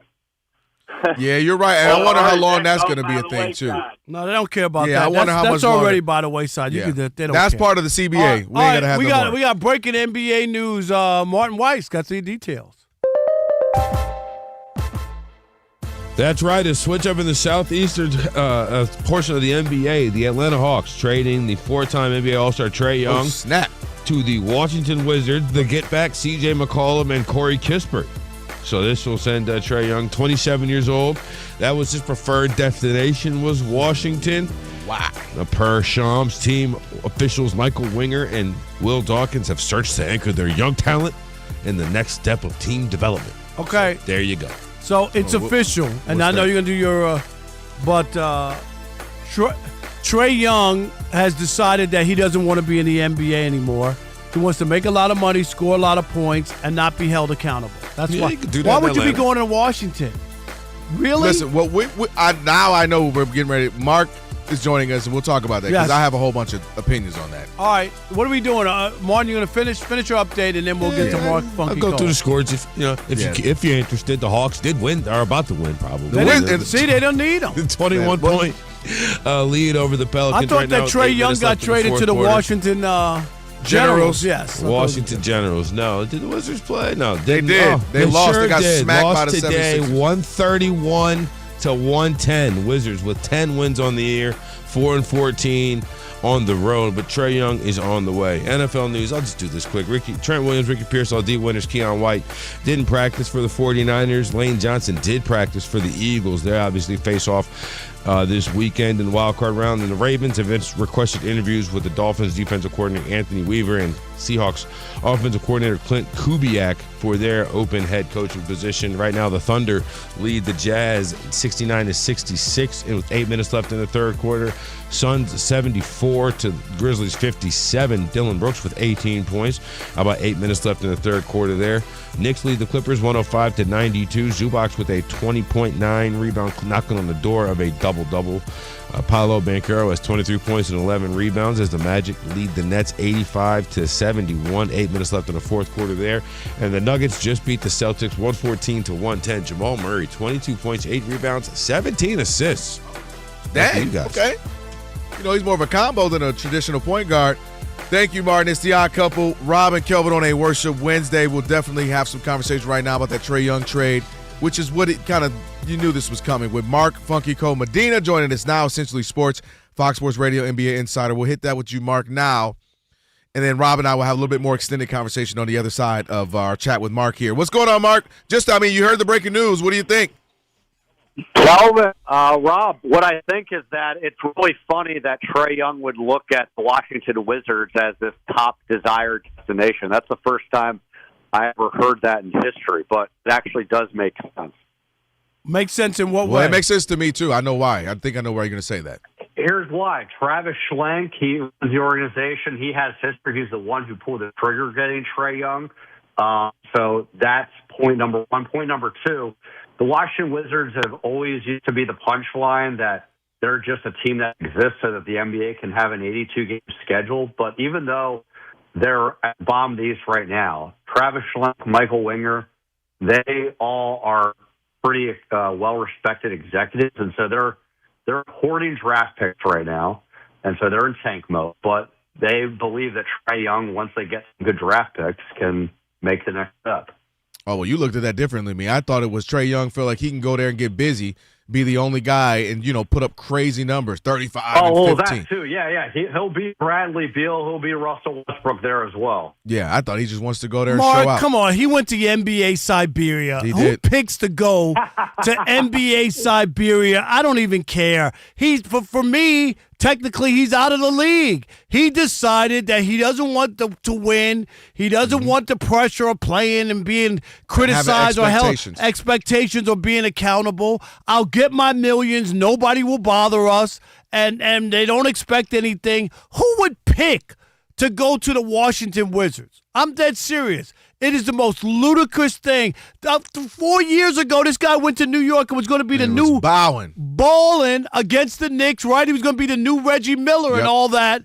And now here's a guy saying, okay, pick me, the ugliest girl at the gym, at the dance. Pick me, pick me. Really? The Washington Wizards? Well, Rob, here, connect the dots here. I don't think that he was the first person to suggest that he would be out with Atlanta. I think Atlanta chose that by not extending. So that was domino number one. Up until this point, the Hawks have always been beholden to him and saying, you know what, we're going to be committed to you because we know through ups and downs or not, you're a franchise game changer. But what's happened was he's been injured a lot more, and they have a lot other younger talent around him that have been all right. And they've gotten some good veterans that they decided, you know what, now is the time to pull the trigger. There's always been these last few years where they've weighed, do we make the choice how to trade Trae Young? And the only expectation that they had is they would have to bring in a haul back. And the marketplace always said, you know what, other teams like Trae Young, but not enough to get the roster. And so to your point, Rob, him choosing Washington, yes, I outlined the practical part, but it also is kind of his only choice that was available because I don't think there was going to be really a robust market with him with other teams. Yeah, especially with these old money-wise, too. And it's just crazy how time can change things. If you'd have looked at this, 3 years ago, you'd have been, Trae Young, so everybody would want him. Not the case now. Mark Medina on with us. Let's switch gears. Rob and I will continue that conversation when we're done with you. Let's go to, we got a game tonight, the Lakers and the Spurs. Wemby, obviously, restricted. We don't know if he's going to play yet. You got LeBron, who doesn't want to necessarily go back-to-back. But what do you make of where the Lakers are right now, specifically starting there? J.J. Redick says he doesn't even know what's going on with the team at times. as we're, nearing halfway through the season. That's Mark's Coach of the Year last year, J.J. Redick. Don't you remember that, Mark? Hey, you know what? The fact that they're up and down just sets them up for a second half comeback to possibly get that award, don't you think? Yeah, okay. No, and in reality, Rob, calling a spade, what they are a flawed team. They are a team that can win very close games against bad teams. They're also a team that can get blown out against good teams. And so what you saw against New Orleans, Luka, LeBron, the chemistry's great. Well, why? They played the Pelicans, who's one of the worst teams in the NBA. And so I know internally, for example, talking to Marcus Smart the other day, he thinks, okay, with just enough time, with more effort, communication, they can be a good defensive team. But the reality is Marcus Smart is their best defender, and he's been telling me, you know what, he has to try to do all these things to make life easier for Luka so that he's not worn out on the offensive end. And I think that you have to have more defenders than just that. Even if you have buy-in and better communication, their ceiling isn't going to be enough. So with that, what the Lakers are, they're a okay team, not a great team. And what does that mean? They can get to the playoffs, but they'll likely get them blown out in the first or second round, barring, any move before the trade deadline. So this is Rob Pelinka's fault, not J.J. Redick. Are you on that ship? No, I think, it's always percentage pie blame here. Where Rob Pelinka is, I don't. Yeah, he could have a better roster, but realistically, they didn't have the tools to really make anything beyond marginal upgrades. So, yeah, he could do a better job, but within the parameters, did as best as realistically possible. Where J.J. Redick gets blame, I think that he should have been starting Marcus Smart. Well, that's what we're saying. Yeah, make some lineup changes when you got three statues out there. Have a more defensive-oriented lineup. Now, he would counter, hey, look, if they're not producing enough offense, they're going to get blown out in the gym anyway because they're not a great defensive team. But I think at least it would have mitigated that. But I think it's also the players themselves. I mean, LeBron, Luka, they're great offensively. They've shown some effort defensively, but it's not enough consistently. And everyone else outside of Marcus Smart and maybe Gabe Vincent, they just don't bring it defensively, no matter what tactics they try to impose here. And DeAndre Ayton, you've seen him kind of buy into being this guy that's willing to sacrifice and to redeem himself. And other times where he gets frustrated, he's not getting enough shots. So you put all these puzzle pieces together here, and what it means is the Lakers are, Jekyll and Hyde every single game because they're very flawed. Let me go here with the Mark Medino on with the Odd Couple, Fox Sports Radio.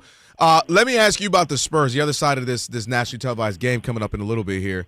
Wemby, do you think they're just going to have to accept, hey, he's going to play 60 games a year, but hopefully we can have him for 8 to 10 years and get a ring or two? Is that, or do they think, hey, maybe we can get him healthy? Because this is concerning where he's a few years in and things keep happening. Yeah, I mean, I would be mindful of two things, though. Three things. One, he was coming off the blood clot situation last summer, so I think going into Spurs, we're going to be conservative. The Spurs, they're the ones that basically pioneered load management, where Greg Popovich was sitting Tim Duncan, Manu Ginobili, and Tony Parker, even before they were past their prime. So this is very much in line with that philosophy. And three, I don't want to say that Wemby's injury prone or he's too frail in the NBA, but because of his size, they do try to be even more cautious than that. But I remember talking to a different team's front office, scout, before he was coming to the league, and they said after year 3, he's going to be fully adjusted to the NBA in terms of physicality and durability. And look, he's in year 3, so I think he's still going through that. And to some degree, it's to be expected. Good luck with that. I'm just he's missed a third of his games. You've seen all the big guys; they all have ankle, foot, leg problems. I mean, he's going to be different. He's going to be I just can't buy into that. If you're not healthy or young and strong when you're young, as you get older, I just can't see how that's going to turn around. I really can't. Ask the people in New Orleans who's still waiting for LaMelo Ball, for Zion Williamson to play a full season. Seriously. Yeah. Here's the other thing, Rob. With Wemby, he had a calf injury earlier this year. Those injuries have often led to Achilles, and just the way he plays. As much as the past NBA was, more physical with brute strength, he's going all over the court here. And so I actually talked to some doctors, not just about Wemby, but other players around the NBA with, injuries, and they all point at this common denominator because big guys especially are, passing inside, but also being stretch fives and doing a bunch of things that leads to more and more injuries. And so I think the expectation is, Wemby, I don't want to say he's going to go down the Zion route, but I don't think he's going to win an Ironman award at any point in his career. You go. Which might hurt him that he may never win an award because you got to have those certain amount of numbers. No, seriously. You got to win those 60. Rule, you got to play those 65, 66 games. All right, Mark, thank you, man. Appreciate it as always. I appreciate you guys. You're the best. No doubt. You. Hey, more on this Trae Young news, NBA big trade. We'll talk about that next. It's the Odd Couple, Fox Sports Radio.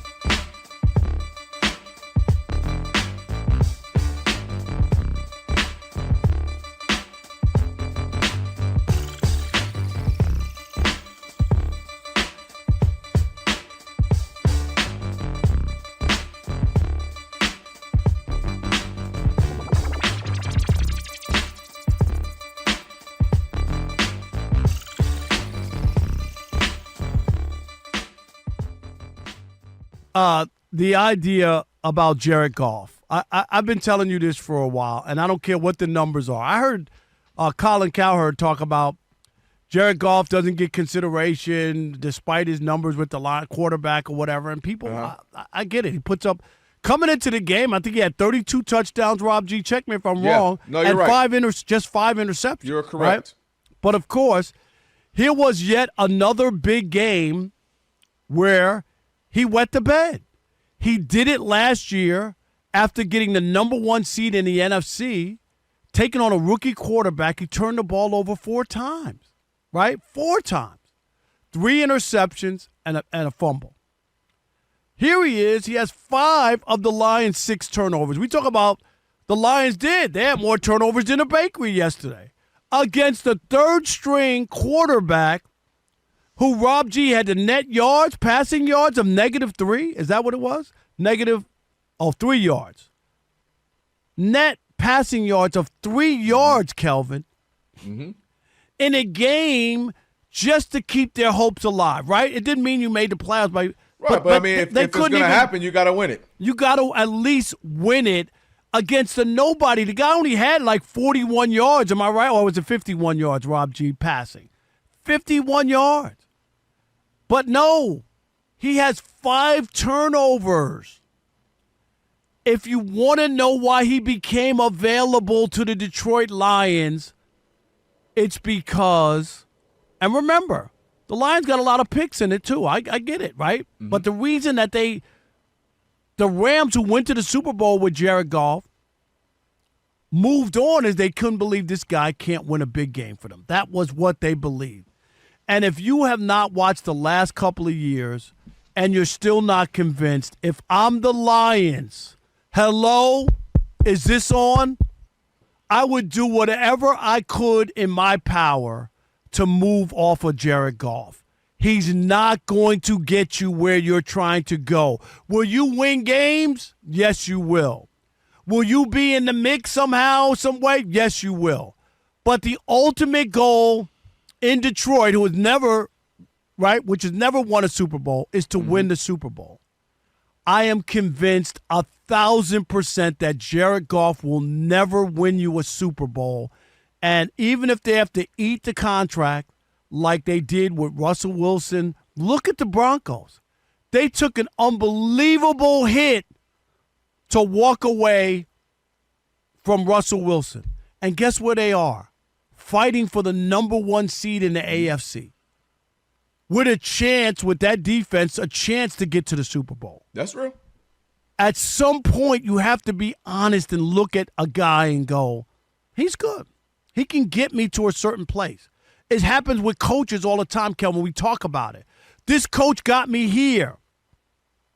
He can't get me over the hump. And sometimes you got to make it. Probably the greatest move in NFL history, one of, was when the Tampa Bay Bucks said to Tony Dungy, thank you, but we've had enough. And they hired John Gruden, and guess what? With Tony Dungy's team, John Gruden won that franchise a Super Bowl. Don't be afraid of the unknown. Be afraid of the known. And that is what you need to be afraid of. Be afraid of the known. The known is that Jared Goff can't win a big game when you need it. It's happened way too often for a guy who's put up the kind of numbers that he's put up.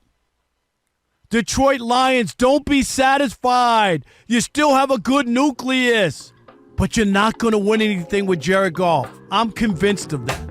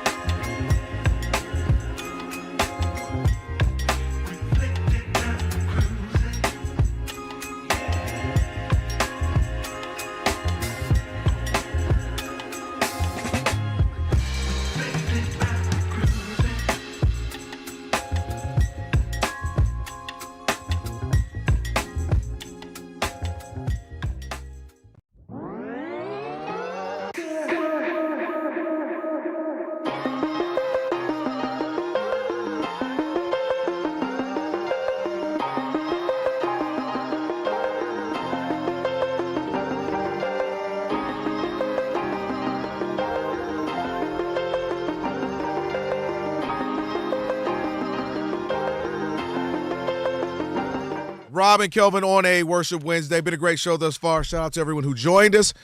Appreciate it as always. Aaron Torres, Mark Medina. Rob G will be cooking up the podcast in just a little bit. And by the way, for over 40 years, Tire Rack has been helping customers find the right tires for how, what, and where they drive. Ship fast and free, backed by free road hazard protection. With convenient installation options like mobile tire installation, TireRack.com is the way tire buying should be. Rob G, we were talking about it earlier, just kind of planning the show, and the news broke today that Trae Young now will be going to the Washington Wizards, which was the spot of his desire. C.J. McCollum will be now with the Hawks. And Rob and I agree that it doesn't make any sense on paper. Why would anybody want to go to Washington? You know, there's a handful of other teams you could say, man, they're a this away. Man, if they only had a Trae Young, they'd be better. They'd be right there in contention, you know. And Washington ain't that. Now, Trae Young's a 4-time All-Star. Led the league in assists last year. If you want to go just put up crazy numbers and have, I call them pointless points, then that's the place to do it. I know they got a couple of young pieces that people might be excited about if you're a fan of the Wizards, but not enough to make somebody like him, now a veteran in this league, who people have expectations for. That's not the team you're going to go to. So I don't know. I'm not a fan of it. It also makes me think, Rob, is this where we are? We talk about a lot of times, you and I, like the AAU culture where you don't want the pressure. You don't want the smoke. Is it you just want to put up numbers? You just want to be able to justify. And that's the part you and I, that's the dirty secret. Let's have a little 40 years in the game for you, 20 years for me. The more you're around pro athletes, especially who just kicking in with you and honest, it's not that they don't want to win, but the checks cash every 2 weeks. In their cases, every month. And I'm trying to put up numbers, but hey, you know, I'm trying to win, but hey, it don't affect me as much as you do. And sometimes the fans go home, you know this, throwing remote controllers at the TV, don't talk to the kids, and why kick the dog? Man, they like, hey, we tried, but we going out tonight. You want to meet us at Club Ed? Like, right. They move on. And some guys, hey, I'm playing hard, I'm competing, but the checks cash either way, and I'm making money, got some accolades, I'm an all-star a handful of times. Life's all right. Everybody ain't miserable losing. You know what I mean? That's a little dirty secret. Well, I mean, it's not the end of the world, and I understand that. Life goes on. Yeah. We talk about all the time. You can't win all the time. Mm-hmm. If you live that life where it's the end of the world and you want to be miserable. JJ Redick got it. That's what he. Yeah, he's like, he's high strung. Like you can't look at it like that. There's other teams play. They're playing too. They got top athletes. They're pros. Right, the ball doesn't always bounce your way. Some nights you're knocking down everything. Other nights you can't make a shot. Some seasons too, right? If you play a long time. I don't know. For me, it just feels weird. And maybe, you know, there's other minutia and stuff and whatnot. But to me, that's the only place he wanted to go was to Washington. Really? I just like, wow. Let me go somewhere, go to a team that just needs to get over the hump. Let me play there, right? And then they'll fall in love with me and be like, yo, this is what we were missing. Is it the idea that I can start afresh? They got some young draft picks that they got some young talent now and maybe some picks coming up, and I can be the one to resurrect this franchise? He doesn't strike me as a resurrect guy. Here's why. He doesn't compete on the defensive end. He's way too small. And somebody, well, he's small. No. There have been small guards, and you know this throughout the league, who are Chris Paul. As much as you want to say this and that, you never question his competitiveness, right? Isaiah Thomas, there have been small guards throughout this league who are hard-nosed. Muggsy Bogues is 5'3", so I don't want to hear it just because he's small. You can compete. You can ignite your team. You can get them fired up defensively by your effort, diving on loose balls. So it can't just be, I know how to put the ball in the hole, or, hey, look at this fancy pass. Like, it can be more to that. And he doesn't strike me as a guy that just because we have him, we're automatically going to be a better franchise. Just because we got him, he's going to help our young guys get better. He doesn't strike me as that. You know? And Atlanta was trying to put pieces around him, and it never was working out. Yeah. It's funny how a few years changes everything. Just a few years ago, I just remember watching that playoff series. He was a big-time must-see TV. Right? Oh, he's the new villain. Yep. It's great. The NBA has Steph Curry light. Villain. Yeah, has a villain. He's going at the Knick fans at the sidelines and Spike Lee and all that. Bowed at the center court. Yeah. Yes. Boy, have time changed. Now he's going to Washington, never to be heard from again. Seriously, everybody. Kyle Kuzma went there. You ain't hear Kyle Kuzma's name again. It is the NBA Siberia, and out west, we'll pick one. It's the Sacramento Kings. Well, there's two. Okay. East. At least the Kings were in the postseason for a couple years with De'Aaron Fox and and a Sabonis. You know, you're kind of like, all right, you got mad because they underachieved. Maybe he really thought he was going to the Washington Is that Generals. what he thought? Maybe the Commanders? Maybe now he thought he he might was going to say, be wait a minute. What? I'm not going to the Washington Generals? It's the Wizards? I don't want to be there. Do you think he was Get gonna me be out of here. a defensive back for the Commanders or something? Who wants to go there, man? Shout out to D.C., the city, but. The Jason Smith Show with Mike Harmon is coming up next. I never miss your radio show. I never hear it, so I never miss it. Did you hear that?